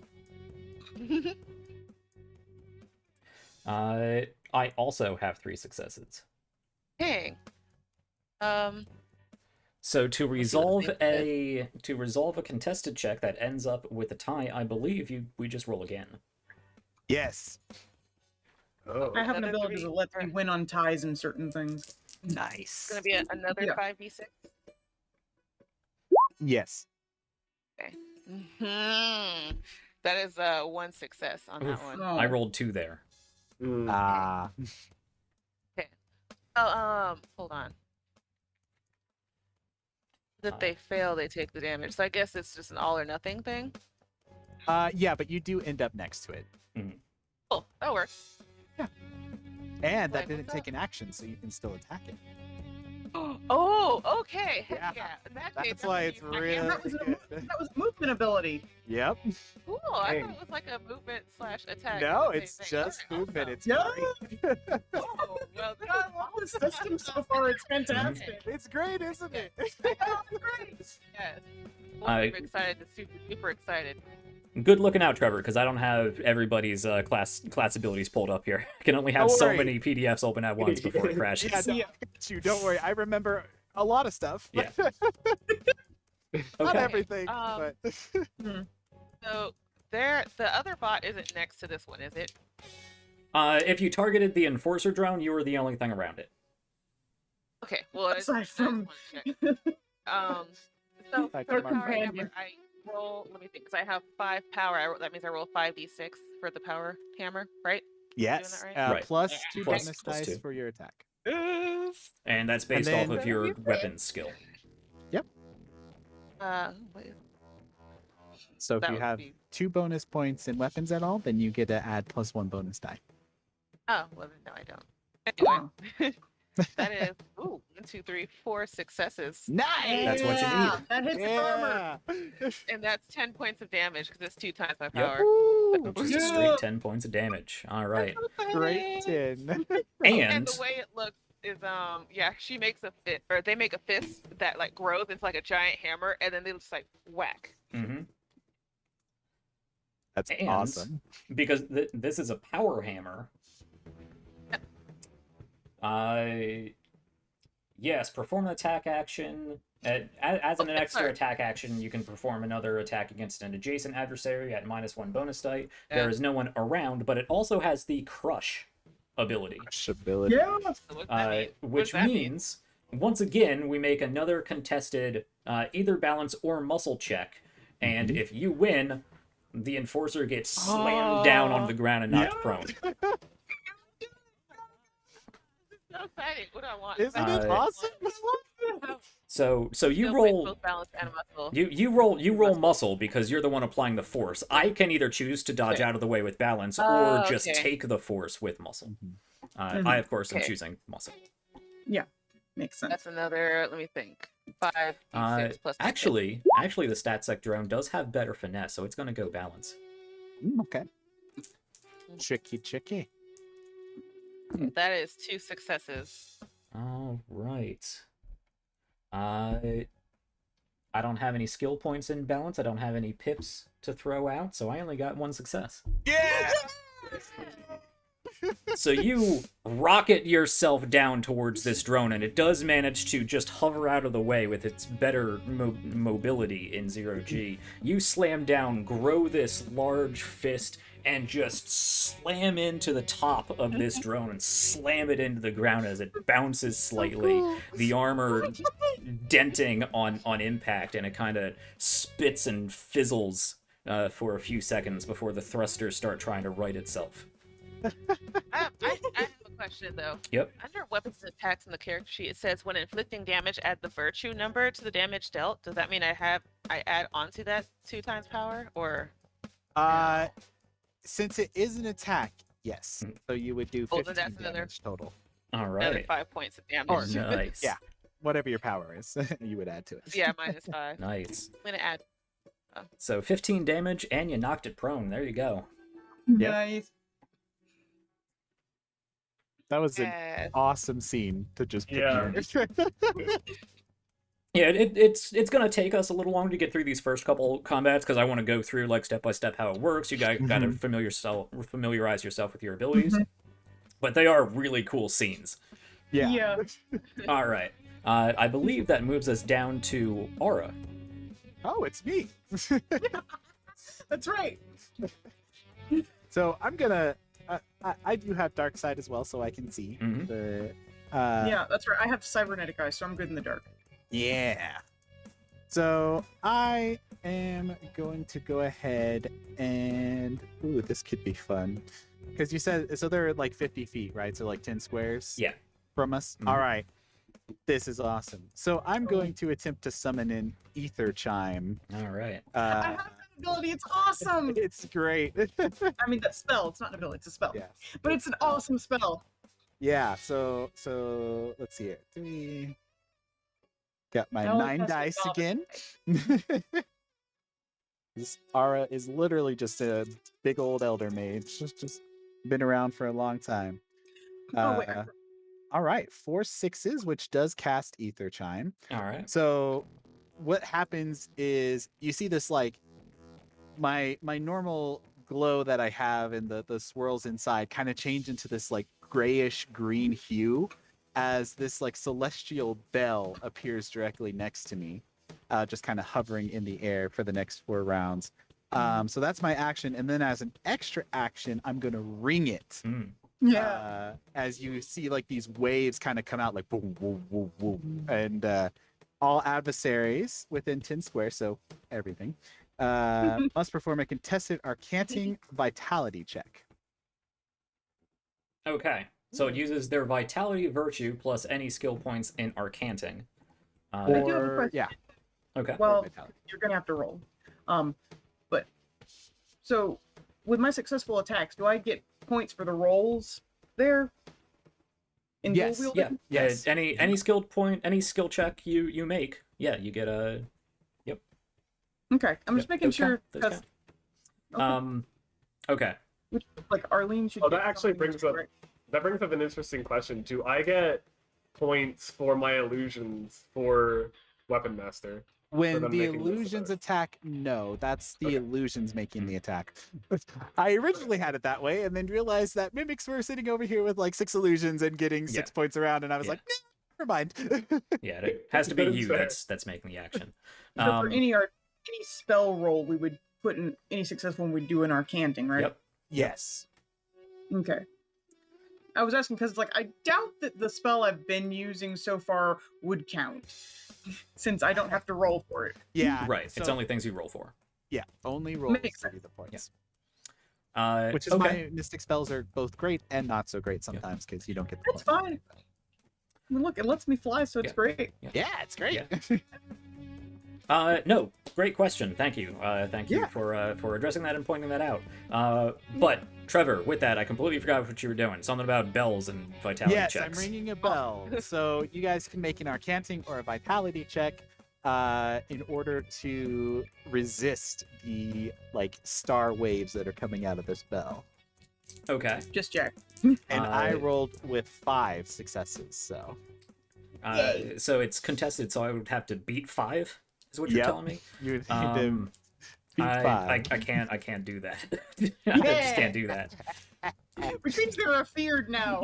That's one success. That's one success and no successes. Yeah. So what's going on with these drones? All right, so they take 5, 6, 7, 8, 9. They take 10 damage. All right. 10 ether damage, and then they gain the fear condition. So on their next turn, they have to make actually they failed the check, so they get the fear condition automatically. So they have to move up to their max movement away from me. So they would just Okay. kind of spread out. Sure. Which it's great because what fear does is it procs reactionary strikes. So if my teammates are right next to them and they try to move away from them, they get to make a Yeah. reactionary strike. Yeah. Yes. Awesome. I know. He's stunned. Excited. Yeah, All you're right. stunned, but But it means our Pretty lead has sure some my fun stuff. illusions don't get reaction. yeah, I don't think so. It just doesn't take remember. action. I don't think so. Yeah, Because again, that sounds a little broken.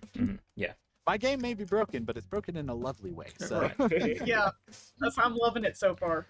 Okay. Have a good I time. mean, the combat is way more interesting than D&D. oh yeah, I tried to design it to be super storytelling. Like Very dynamic. it's like each scene Yeah. is just super advanced. It's There, great. there's always something you can Yeah, do. Nobody's just going to be like, I run it up and hit it with my hammer. There's always Yeah, something exactly. more you can do. Instead, you launch at them and then smash it into the Mhm. ground like our snipers. You launch your scope at them, then whack them with your hammer.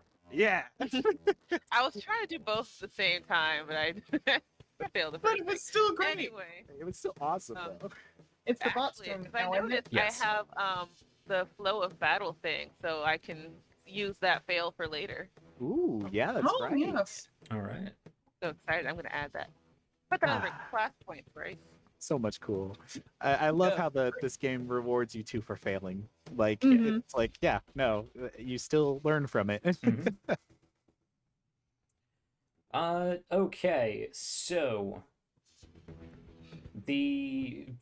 from fear, I have to run away. Do I have to do that at the beginning of my turn or the end of my turn? At the beginning of It's your the turn, beginning so that's because how the movement phase conditions comes work. first. Yeah, Which means they can't attack. yeah. They can't attack in melee at the very least. I know They still that. I just retain their realized action. that. So both of these repair drones are going to just thrust themselves backward. Just a big burst, a little burst of thruster blast away from Rainier as they go flying back towards the periphery of this room. Now the mimics don't have a reaction, or the reflections don't have a reaction. The illusions, Nope. but you yourself would have a reaction, except you're stunned, so you stunned. don't. I'm stunned. There you go. If All I right, had so a reaction, I would have used it already. Oh, Yeah. Because Yeah. you know, mimic. Mhm. so they're That's your whole gonna deal. move backwards. That does put them into the extended range for their ranged attack. Nice. Okay. And you still have armor until the next round. You still Yeah. have more armor, so Okay, good. I got you. All right. Yeah. Preemptive measures. They Literally. pay off sometime. Yep. Now the that next increment distance that applies a It means -1 bonus die. yeah on the minus attack. 1 bonus Yep. die. Yep, that's where it is. Yep. Okay. However, Rainier's not the only target down here No. anymore. There are also two Nope. illusions. There are also 2 illusions. Because they had to move away and scatter towards the edges, that does bring one of them closer to Cypress. So one of them is going to take a shot against Cypress. This is at its normal range. Cool. That is only 2 successes. That's not gonna work. Nope, I have 4 armor. Yep. Yeah, Yeah. you do. Many Thank you, armors. friend. Yeah. And actually, Cadus is in the air, so they can't get any closer to Cadus because that would put them closer to Ara. Yep. So the other one is, going to make a long distance attack, a long range attack with the bolt gun against Rainier. Okay. I was gonna say, because if you're attacking me, I have synthetic leather, Hmm. so I get -1 bonus die on them. Yeah, Nice. the Get AI those. programming in these droids is being affected by the fear, which somehow, because Which magics Because and there was and one protocol. there was one that had an effect from my shooting it. Yes, the 2 auto miss dice, which Miss is dice. actually the one that is attacking now. Oof. But it did roll 4 successes. It has 2 Ooh, misses, okay. but it has 4 successes, so it still does connect. Oh, okay. This is against the real Rainier. Again, the on a 1 or 2, it will go to you. It's a 6, actually, so it's going Okay. to go to one of your illusions. Yeah.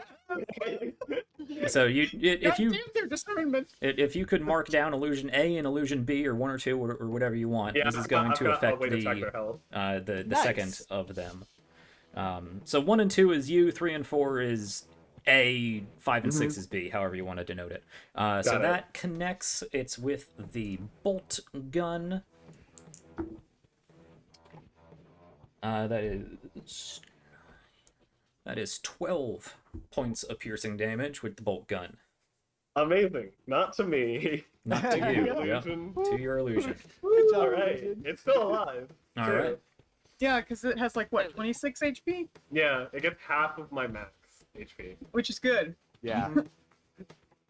It's very good. Okay, and now both of these repair drones on opposite side of the chamber are just hovering against the wall. Okay. Still trying to get away. That accounted for the 2 auto miss dice. Okay. And then we have Rainier. Okay. So with the 1 maintenance drone moving away, with my 2 I know I'm still within melee of the enforcer drone, but my 2 illusions are not, correct? Or would they also be in melee? Which one did you spawn them around? I spawned it around the maintenance because the enforcer went after me. Yeah. I was So saying, it was just the maintenance originally, and then the enforcer came up to the real me. And was the maintenance droid adjacent to you? Yes. yeah. Then they would be adjacent as well. Okay. All right. Yeah. Because I'm Yep. gonna have my illusions do the hollow dodgeball again, Okay. and it'll I love- lose that bonus. I love the hollow dodgeball. I know, it's a great idea. But this time against the enforcer drone, because Yeah. I think it's much more of an issue. Okay. So Wait, also it's prone, so does that affect anything? Because it got crushed. They lose reactions while prone and melee attacks against them. melee have attacks get an +1 auto hit. die. Yeah. But range do not get any negatives against I'm Well, gonna, that's good. I'm gonna stick with the hollow dodgeball anyway. Yeah. And what drone is this against? Shooting character. These are it's gonna be 2 attacks both against the enforcer. Okay. So let me go ahead and do the first one. Let's see. So I get a hit. Put that here. I don't think this is gonna hit. That's 2 successes. Against the enforcer? Nope. Okay. That's heavy armor. You need 4 to hit it. Yeah. Okay. Then the other one. Okay, better. Oh,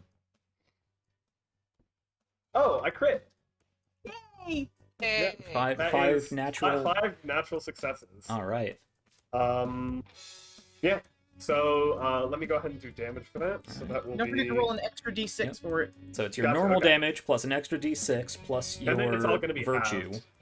Mhm. Okay, so that'll be 10, 17. So that'll be 9 points of order damage. All right. Nice. And then I get to roll on the crit chart, right? Yes. Go ahead and roll me a Okay. d6. That's a 3. So I get a. Oh, there's a major injury. Okay. Yes. Ooh. Yeah. Alright, so a d3. That is a 3, which means 2 bonus dice on range attacks. Yeah, Is that minus for 2 me? bonus Mhm. dice on Oh, ranged minus 2. attacks. Oh, Yeah. nice. Okay. Yeah. So he gets reduced ranged attacks against us. All Right, right. and- Note that. At the end of my turn, the stun is gone, right? Yeah, so you Yes. can have reactions this round. Cool. Okay. Yeah, Illusion, do your I stuff. can't really like do stuff. Mm. That is one problem. Stun basically does shut down your character. Mhm. Yeah, conditions in Veil of the Void are They're rough. brutal. Yeah. Which is Yeah. great. I love them. Yeah. Okay, so that's my turn. Yeah. The illusion's doing everything, but I'm back. I'm back. Okay.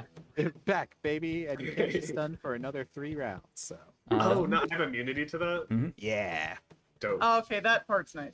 Yeah, you used to not, and it would stack, and I was like, okay, this is broken. Good Yeah, thing just- I'm updating it with just Reforged. stun lock people constantly. Yeah. Yeah. Okay. And that's I've never playtest fun. before. I can tell you from experience, it's not fun to be shut down in No. combat, Mm-mm. especially when each round takes like half an hour. Yeah, and this game is all about flowy combat. That's fun. So All right. That brings us to the StatSec Enforcer. It was also feared, so it has to move. Yep. It's So I it's get my.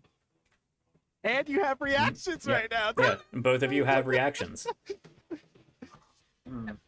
Oh, with my power hammer, it's another 5d6, right? To hit. Yes, plus your +2 bonus dice. Can I Now make do a keep in reactionary mind. attack with God. a hollow dodge, like with a range attack? With that's up to GM's discretion if he wants to allow it or not. Oh, nice. Usually the rule is unless you have like the ranged specialist, you can't Mhm. Okay, that's fine then. with I ranged attack. honestly am fine saving my reactions to do Yeah. mimic stuff anyway. Yeah. I have a melee weapon, I just don't have it equipped. So Right. Right. Again, totally up to GM discretion though, like most rules. Right. No, I'm gonna stick with that. Unless you're specialized in that sort of thing. Yeah, It it makes sense. Yeah. But Okay. that's also a good point. You only have one reaction to spend between reactionary strikes, abilities, or your dodge reactions to get out of danger. So you can take an attack now if you want to go for the attack, but that means you can't no. dodge or defend later or use any abilities, any reaction abilities. Oh. I will abstain from I taking don't that have any attack. special reaction abilities. I have more than a few. Yeah, you. You have plenty. All of us worry Yeah, about but our turns. Mimic worries about everything else. You know what? Just for this time, because I already rolled, I'm gonna go ahead and just stick with it. So I don't know if I'm missing something because I'm proficient in this weapon. Am I supposed to be adding anything to that or no? No, at this point, it's just not providing any negatives. When you get mastery, Okay, gotcha. you'll get some bonuses, but for the sake of this miniseries, because we started at 5th level, Mhm. we're not going to worry about mastery. Okay, gotcha. Well, it was only 2 successes anyway. So you got your virtue. So you got your power and dice plus 2 Yes. because it's an Two, attack. So you rolled and I 7 got dice 2 successes. and out 2 of that. successes. Yep. Okay. 2 is not enough to hit the enforcer drone, unfortunately. Yeah. You swing down, wait, it wait, slams into the ground. It does only get to move half its movement because it was knocked prone.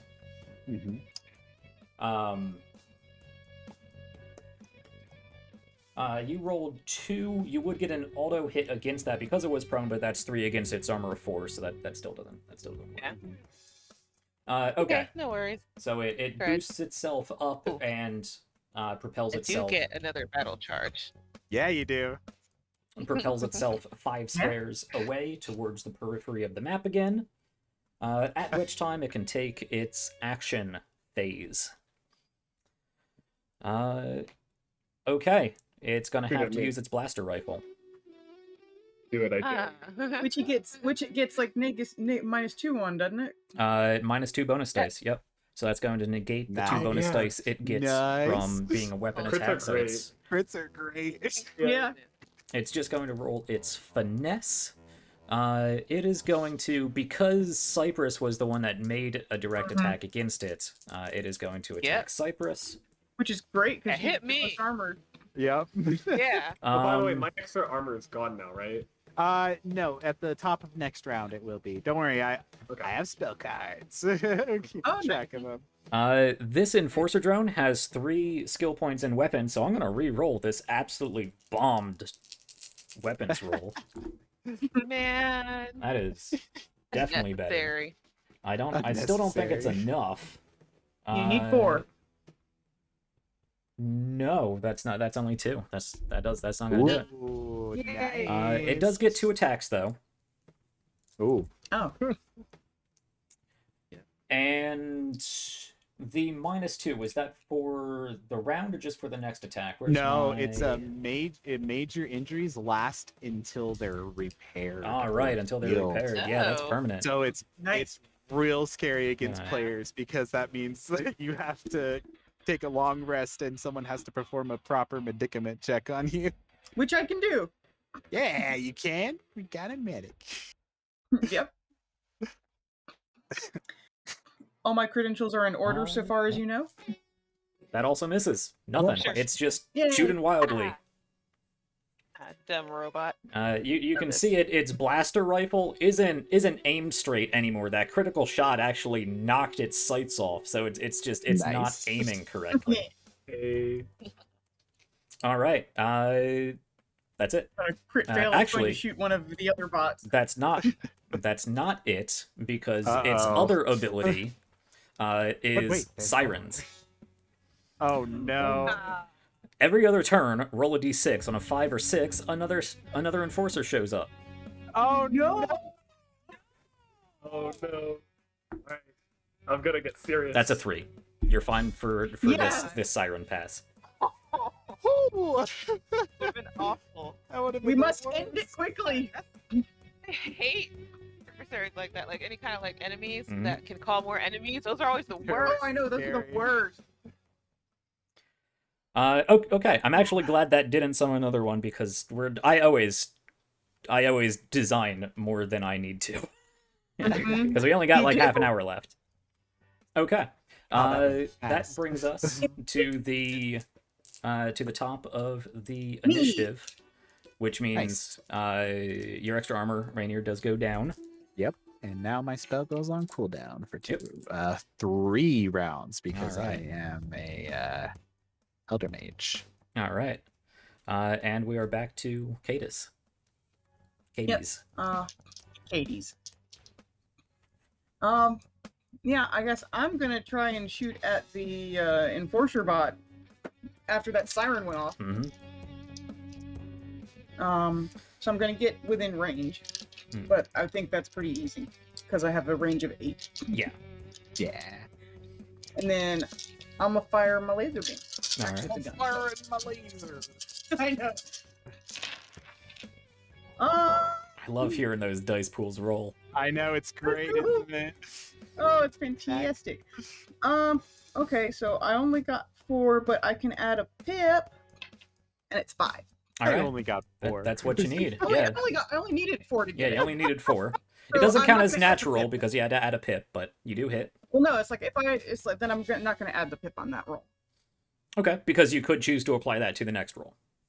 Yes. Because so I roll. to have it said, dual wielding attacks share the skill point Mhm. distribution by the 2 attacks. So if you have 1 pip, you can only apply it to either or of the attack. Yeah. And 9 damage. All right. Against the Enforcer. Gotcha. And we go again. So nice to hear so many dice roll. Satisfying. Yeah, this roll wasn't as good. Like I got 2 successes, but I got something that triggered one of my abilities. Oh. my medic's creed. Malpractice Oh. is sometimes called for. Called for. Yeah, 'cause I rolled 3 threes. Awesome. And it's like, Love that. when you roll 3 threes or 3 fours on an attack against an adversary, they immediately take 5 plus half level of pure damage regardless of successful attack. Isn't it so Okay. good? Wow. So Great. that's 8 damage? It's rounded up. So you're at level 5, up to 6, divided by 2 is 3, plus 5 is 8 So damage. There 8 we go. damage. Wow. So it still takes 8 damage even though I missed. Yeah. Great creed to pick. Oh no! That's a good one. I think I'm gonna use my reaction here. Okay. Oh. I'm going to do Mimic Strike. Oh. When another ally attacks a target, you may sacrifice your reaction and 1 mimicry point to attack their target. So I basically, you see Rainier like reach into like through like a shard of reflection that appears, and then pull out Katie's. What is your weakest ranged weapon? The one I'm using, actually, it's the caliber pistol. Okay, I pull out like a mimicked, like almost like a reflective version of the pistol, and then I'm gonna use it to make an attack All right. versus the Enforcer bot. So this will use Judgment, which is my main. Yep. Mm-hmm. So you Okay. get to fire a ranged weapon with judgment. This is awesome. How does that even work? That's so funny. Because he's summoned like an illusion copy. Because it's not a real gun. Yeah. Yeah. Let me mark. So that uses a mimicry point, Yep. and then it'll be using Judgment, and then I'm assuming this uses Weapon Master. Yeah. Okay, so I get 10 dice. Cool. One, that's 3. I'll put the pip on this one. That'll be 4 successes. That'll do. Yeah, that'll do it. Nice. Right. Yeah. What is the damage on that gun? It's 1d6 plus your virtue. Okay. Mhm. Cool. So that will be that'll be 12 points of whatever damage that gun does. Awesome. Mimics are just so cool. Yeah, they really are. Oh yeah, also mine. It's also it ignores shield, so that part's nice. Oh, Cool. yeah. All right. Because they're And then with the shot fired, the gun sort of vanishes into shards of Mhm. reflection. That That's so dissipates. cool. Mhm. I Yeah, love mimics. Imagine that's I love very mimics pretty. so much. Mimics are so honestly, cool. it's like all the classes are pretty awesome. Yeah. I know, right? I can never choose. And yet you did. I mean, I'm partial to my magic system, so Elder Mage is the class. Like I made all the classes so I can enjoy them, but Elder Mage is the one that I made so I could really like play a character because Yeah. it's just so much fun. All right, I forgot to add to my dual wielding. And then Rainier just says, "Nice shot, Katie's." Nice. All right. You Yeah, too. this enforcer bot just gets pummeled with shots from 2 different directions, actually. And dents are starting to appear. It's starting to spark. Bits of plating are falling off of it. It's looking rough. Okay. Really complex set of actions there, but I believe that was Katie's turn, so we now move down to Cypress. Yes. Yes, it was Katie's turn. Oh, Mimic's Dude, always that's me. mucking Okay. up the turn order. Love it though. Fantastic. Yeah, I'm gonna make it real complicated. At least Yep. you're not a chronomancer. Yeah. Oh gosh. True. Chronomancer's great, but my word, they Mhm. mess everything up. Yep. Says the guy who made them. Exactly. Yeah, everything messes everything up. It's great. Mm-hmm. yeah, It's all great. All right, Cypress, Okay. what are we working with? yeah. I'm trying to decide if I want to do another hammer swing or rocket fist because I haven't tried Currently, that. there's nothing next to Ooh. you, but you can. What is your movement? 6. Yeah. You Six can first. you can easily How get far within is it? range of the enforcer drone,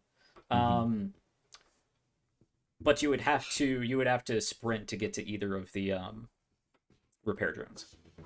Get to the I'm going enforcer. after It's got the enforcer. siren. I don't need it to call the. Yeah, I don't need it to call anybody. Yeah, Yeah. the enforcer is constantly. Get rid of it. Get rid of it. Kill it. We know one more.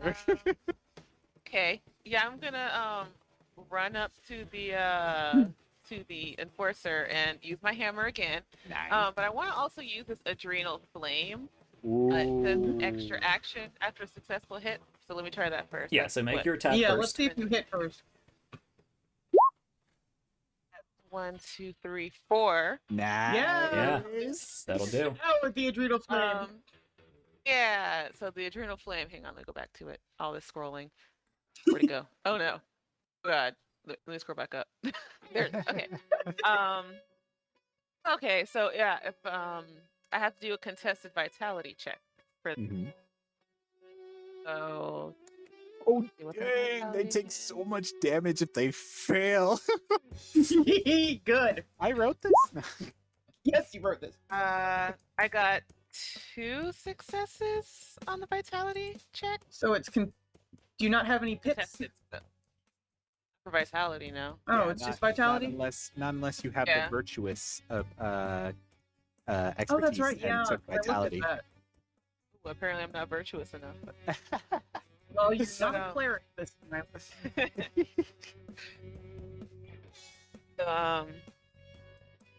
Oh, I may Yeah, get it. the enforcer bot has to do a vitality check too.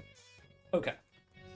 Yeah, I'm trying to pull up what you got, what you're doing, because you're not telling me on what you're page- doing. All right, It's yeah, page I'm hitting with my 89. hammer. All right, Yeah, Adrenal page flame. 89 is the adrenal flame. adrenal flame.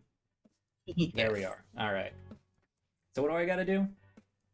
You gotta, well, first I hit you, and then you Right. gotta do a contested vitality check to see if you take even more fire damage. Okay. So the contested vitality, I roll my vitality check versus the hit, right? It's not against you. It's versus the hit. Yeah. Yeah. Actually, so you didn't Oh. even need to roll a Yeah, I don't vitality think you check. rolled. So Okay, cool. Well then, yeah. Okay. It has 4 yeah, I dice forgot about that. Even in better. vitality.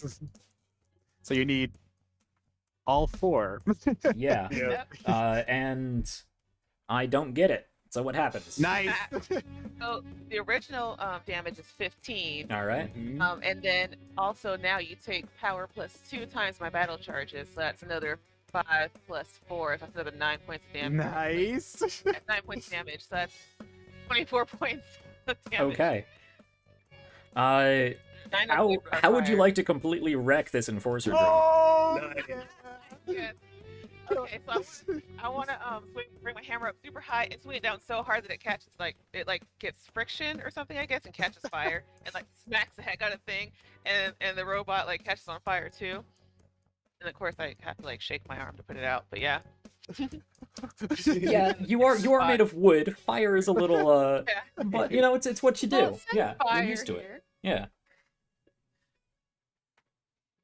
It doesn't burn me. It's cool. Yeah. It's You just- fine. It's my fire. Yeah. Knows better. Okay, yeah, so Knows better. Cypress rushes forward, and I imagine as part of the gear you have for being a field knight, it's augmented by the various leaf growths and roots and whatnot that can help propel you. Mm. But you do have different adrenal pumps and thrusters and jets and whatnot to help further propel you through the battlefield. And one of these activates on your arm as you do swing down with Awesome. jet-powered propulsion. The jets flaring as you make impact, sort of lighting your forearms on fire a little bit, but you're used to that. You can brush those out. Slam, the fire travels up your wooden hammer extension, slams down into the drone, completely shatters its shell, caves into all the different wires and pistons and whatnot. The oil inside the drone lights up and begins smoking. Bits and pieces fly all over the place as you rear back, kick away this smoking shell of a drone, and shake the fire off of your arms. That's Cool, I love it. awesome. Oh man, that was amazing. Yes. All right. With that, you do hear the siren sputter out because it's thank not goodness. working anymore. God. The siren's somewhere 10 feet over on the other side of the room right now. Okay, that takes care of that. Yeah. You know how they blow on the tip of a gun, it's blow on her knuckles. Yeah. Go on your flaming knuckles. Oh, but you gotta put it out somehow. All right. That brings us to Aura. All right. So I'm going to use my extra action to do Ether Chime again. Yeah. All right.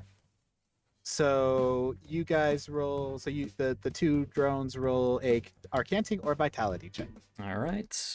These are just the repair against my drone 9 nouns. dice.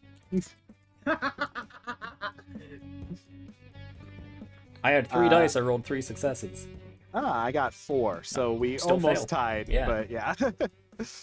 So they remain you feared take- and take some damage. Yep. So they take 4d6 damage.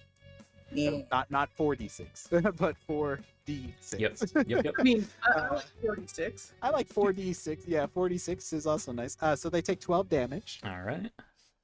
and that's just an extra action, which means now, because I'm grumpy, I'm gonna summon a ether launcher and try to attack one of them as well. Yeah. I looked at that spell too. Yep. Like so many good spells. There's so many good spells in this game. 140 to be precise. Dang. All right, I rolled a natural 5 successes against the. Nice. There's 2 drones. I'll just attack the one on the right, or whichever one's kind of closest, I guess. Okay. All right, and that does 3d6 ether damage.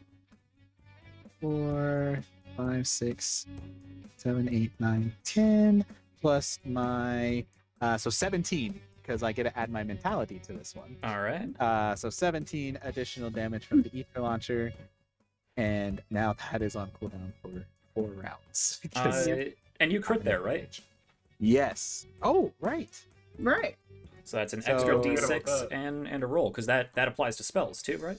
Yep. Yeah. So he takes plus 9 additional damage because I rolled a 2 on the critical chart. So All right.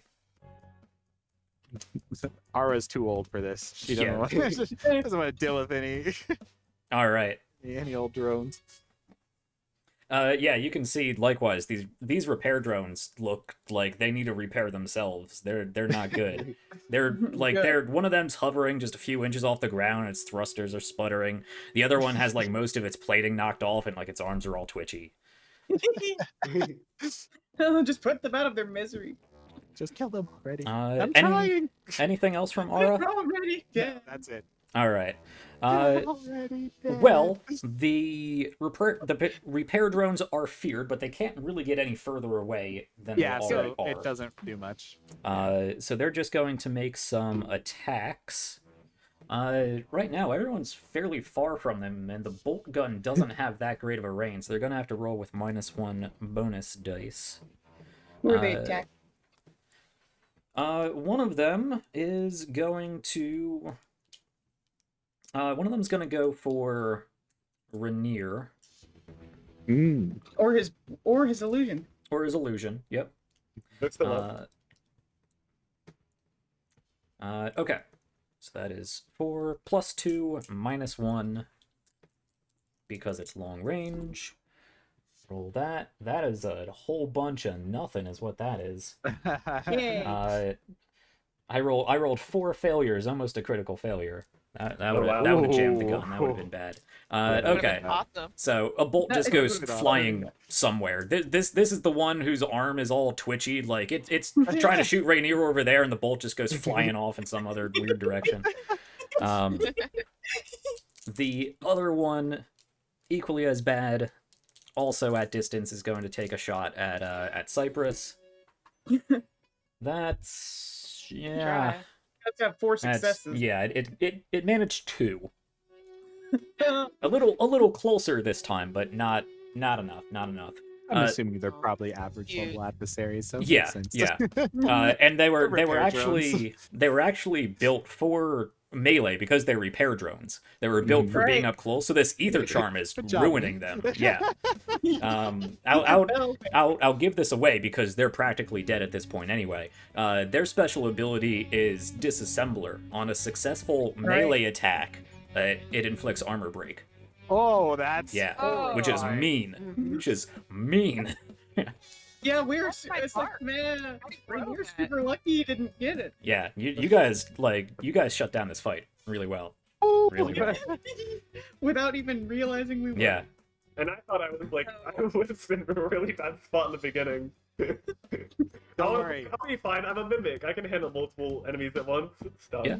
Confusion. Okay, my armor hit me. is my Only Fortunately- thing that's hit me. You know, fortunately, the rest of us came in and were like, nope. All right. Like, increased armor, 2 illusions, still got stunned. Yeah. This is the way the dice went. Mhm. Oh, that Speaking was of rough. which, though, we're at Rainier's turn. Oh, okay. How far Nice, are and these you're not 2 stunned. maintenance drones from me? I imagine you touched down pretty much in the center, and then you got stunned and kind of just stayed there. So they're, we'll say between 8 and 10 squares away. Okay. So me and my 2 illusions, are all going to move however far it takes to get me within 6 squares. I Easily have a done. movement of 7, so that Yeah. shouldn't be an issue. All 3 of us together, lined up, are going to Nice. arm ourselves with hollow dodgeballs. Yep. Well, okay. I'm gonna do this one at a time just in case I kill. I'm gonna start with the one that initially tried to attack me. Okay. That's the one I want to see gone first. They are on opposite sides of the room. Oh, they are? Yeah. Okay. Yeah. Then I will have myself and 1 illusion go for that one, and then the other illusion will go for the other one. Okay, sure. Okay, so we'll start with me and the first illusion that are attacking the drone the maintenance drone that initially tried to disassemble me. Yep. Yep. Okay, so I'm not within melee range, so I don't lose a bonus die on this. Correct. Which means that is 10 dice. Nice. 5, 6, 7, 8, 9, 10. Okay. So You I'll start only need with 2 successes. I'll start with my own. This one is just straight because the illusions are high. Hey, you'll be surprised. Um, I've rolled with 15 dice before and only gotten 1 success, so. Oof. Let's see. Okay, so I do get a hit for Weapon Master. But that's 3 natural successes, so Oh. All right. I Yeah. think I'm good. That's enough. I almost crit failed though. So Oh, wow. having the dice can be Wow. a little Yeah, scary, but yeah. I didn't. I rolled 4 2s. Oh, wow. Okay. So you could have adjusted one with a pip anyway. Oh, that is true. That is true. Okay, so let's do damage. That is 2d6. So that'll be 10 points of order damage. All right. Nice. And then let's do my first reflection, which will be against the same drone. Get all of you into this cup here. I mean, I'll tell you that first attack just it destroys it. Nice. Oh, it's dead. Yeah, you throw one of your hollow Spike. dodgeballs, and you spike it into the center of this like ball drone, and it slams against the wall and just falls apart. Okay. Ara holds So up a then- 10-point sign. 10 points. Nice. Then I'll have this attack be against the other one on the other side then. What's the long Um, range for that? Or I had the third illusion go toward the one on the opposite side of the Okay, room. okay, you're just skipping to the third illusion. Gotcha. Yeah. I was like, because the second one, would it be within range? What's its range? It has, it's 6/12. No. Okay, so yeah, that one won't make an attack, but the third one that went over there, that's 2 hits plus a pip would make it 3 hits, which I think hits, That'll right? do. Yep. Okay. So then that's another, Heck yeah. it'll be 8 and 7 is 15, and then so that halved would be 8. So 8 points of order damage from that one. Yeah. So You what kill we see in this turn is all 3 Rainiers line up and then scrimmage, 2 on one side, 1 on the other, as they run forward, raise their hollow dodgeballs, and all 3 of them chuck it at the same time against separate drones in the other on the Awesome. opposite side of the room. Both are spiked against the wall, hit the ground, and just sputter and fall apart all at the same time. Perfectly coordinated. I turn around and high five my reflections. Mhm. Yep. Yep. Yeah. Love it. Now Love you it. need to, now you need to do the jump and chest bump. Yeah. The third one's on the other side, just like Yeah.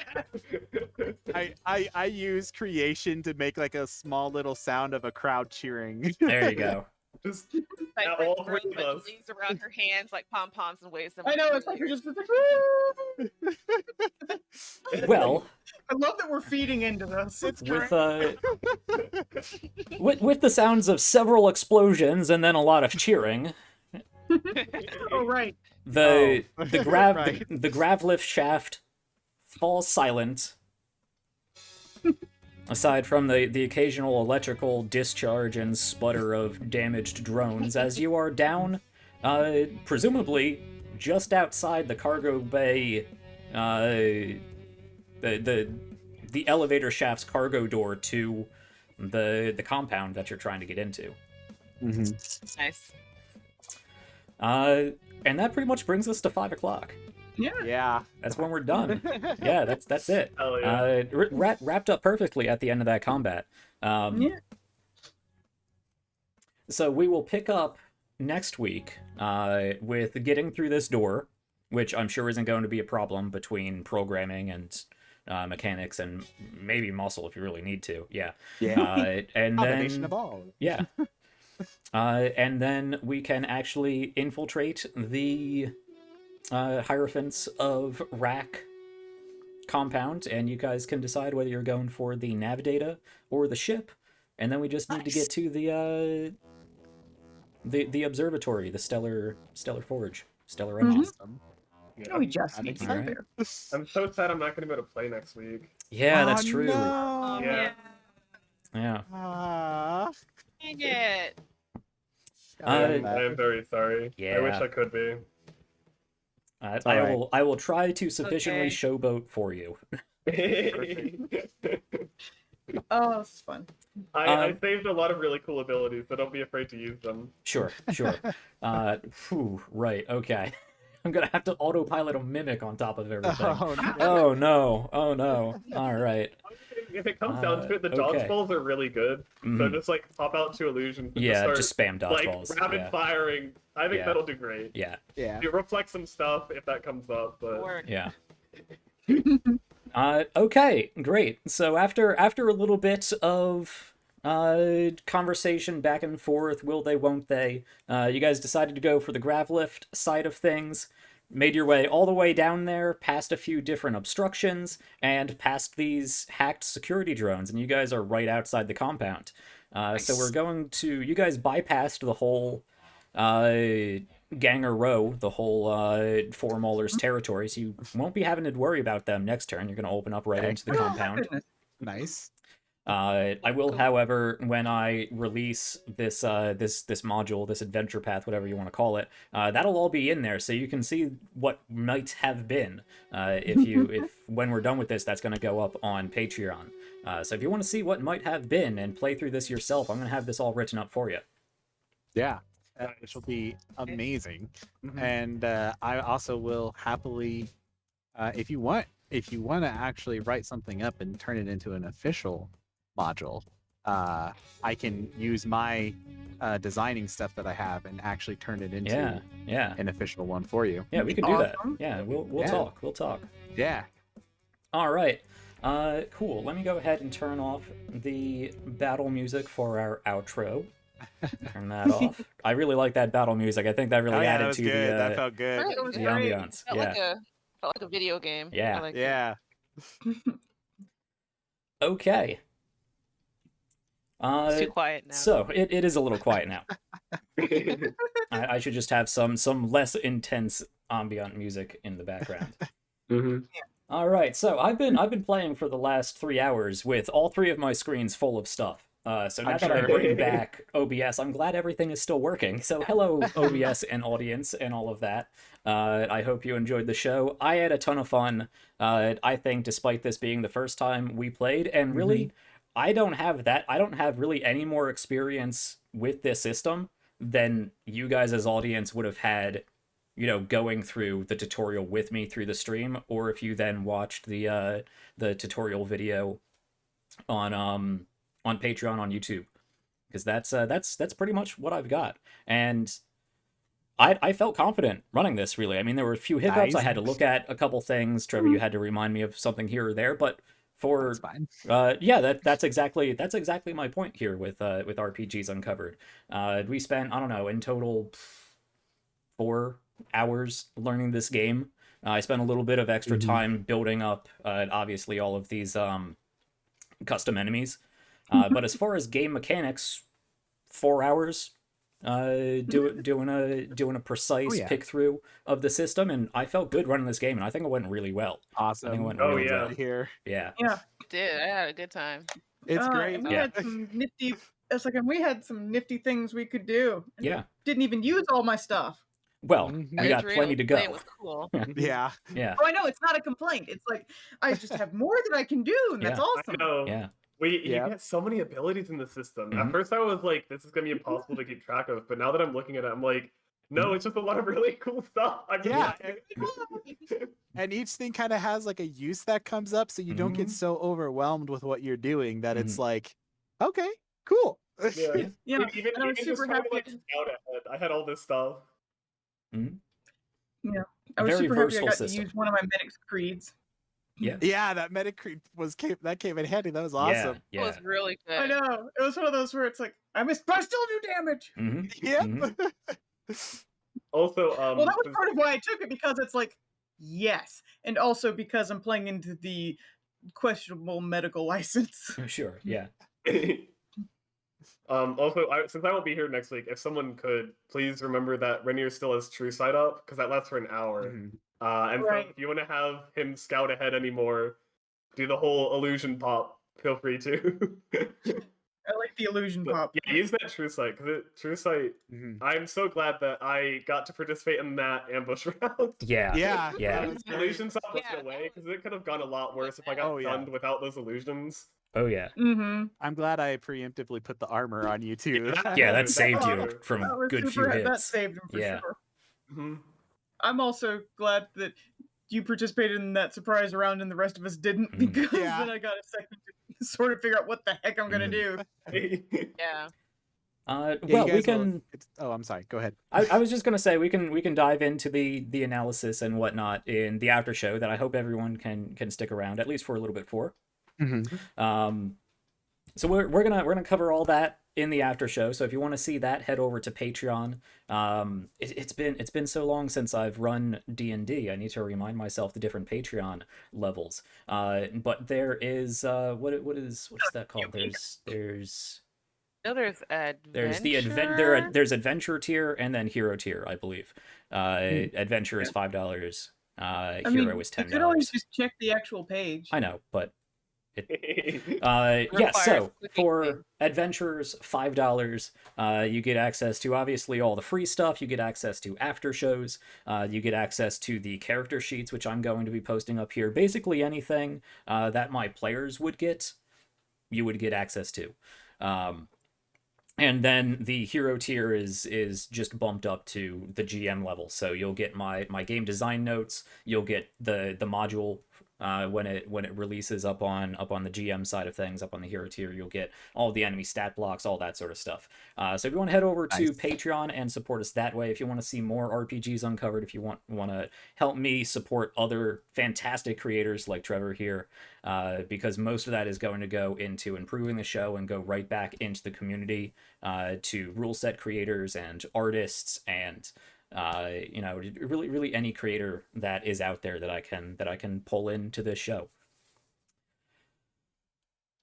And with that, I believe we're done with our first episode of the Siren Sun. Hey, that's I had great. a great time. I had a great Oh, that time. was so Yeah. much Yeah. fun. That was a blast. Thank That you. was great.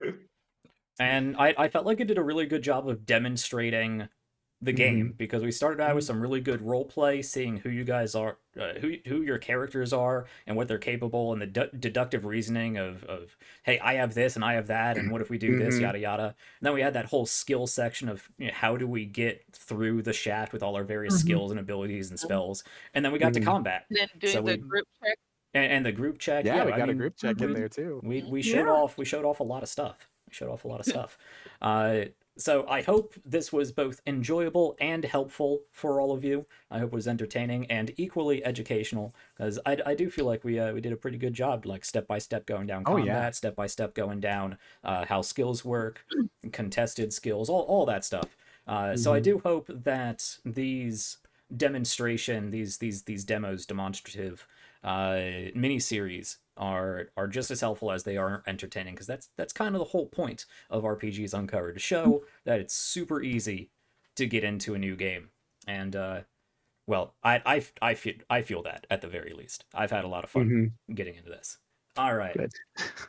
Okay, one final plug as always to throw some attention over to to Trevor's website to pick up this book. That is your publisher's SG SDG. yeah, SGD SDG. .com. Head over to Letters. there. Mhm. Let me actually throw that Uh, link up the- in the chat. So the website is sdgcreatives.com. That's what it is. Or if you want to find everything, because it's super easy to get, just do Linktree and then do /Veilable Void. It's everything you need on there, including character sheets, Roll20 character sheets, the demo book access. I'll probably be putting a link to your Patreon on there as well, so people can go quickly navigate over to there from our link. So Oh, that's awesome. I super appreciate that. Okay, let me drop that. There we go. Into the chat here because I'm the only one that Nightbot will allow that. Okay, head over to Linktree there. It might actually, I'm not sure. So you can head over to there. That has everything on there. The main site, books, character sheets, their own Discord, Twitter, all kinds of great stuff. all those sorts of stuff. Yeah, but if you want to head over to their store, if you want to go pick up the book, you can find that on the Linktree. And I'm a coupon now. Ascension, capital A, Look, Mom, Ascension. coupon. Yeah, Yeah. 15% off. Which is a great deal. It for really is. It's a really for this good book. fun deal. game. Yeah, yeah. Oh, it says this is a great game. For a Oh, whole yeah. game, you got the player's handbook, you got the GM handbook, and you got a really nice resource for like a bestiary and a setting guide with so much lore. and so much lore. Yeah, all in one. Artwork. So Mhm. it's fantastic. It's and the artwork alone. Oh yeah. Yeah. Work The alone is artist worth is it. amazing. Yeah. All right. Yeah. Well, I think that's all the gushing that we can do. I had a ton of fun. We're gonna go do an after show. Thanks for hanging out. If you do have any more questions that you think of once we stop streaming, I do invite you, of course, to head over to our Twitter. That's that's at PPLS Ascension. And also Trevor, you're up there with the same at Publishers SDG. SDG. Yeah. You can find us both on Twitter there. Actually, our tags are up on the overlay right now. And we both have our Discords that you can find. Mine just down below. Trevor's over on the Linktree link. So go hop into one or preferably both of those and come hang out with us. Yeah. Come hang out with us, ask any questions you might have, and I know I'm more than happy to help walk you through the game. I'm sure Trevor's more than happy to walk you through his game. It's fantastic. We both enjoy it. Gush, we're going to go do an after show. So, if you ever find yourself in a combat with strange hacked robots and you are out of hollow dodgeballs, do keep around a small satchel of heart tomatoes because they work just as well. Good night, everybody. They're a little messier though.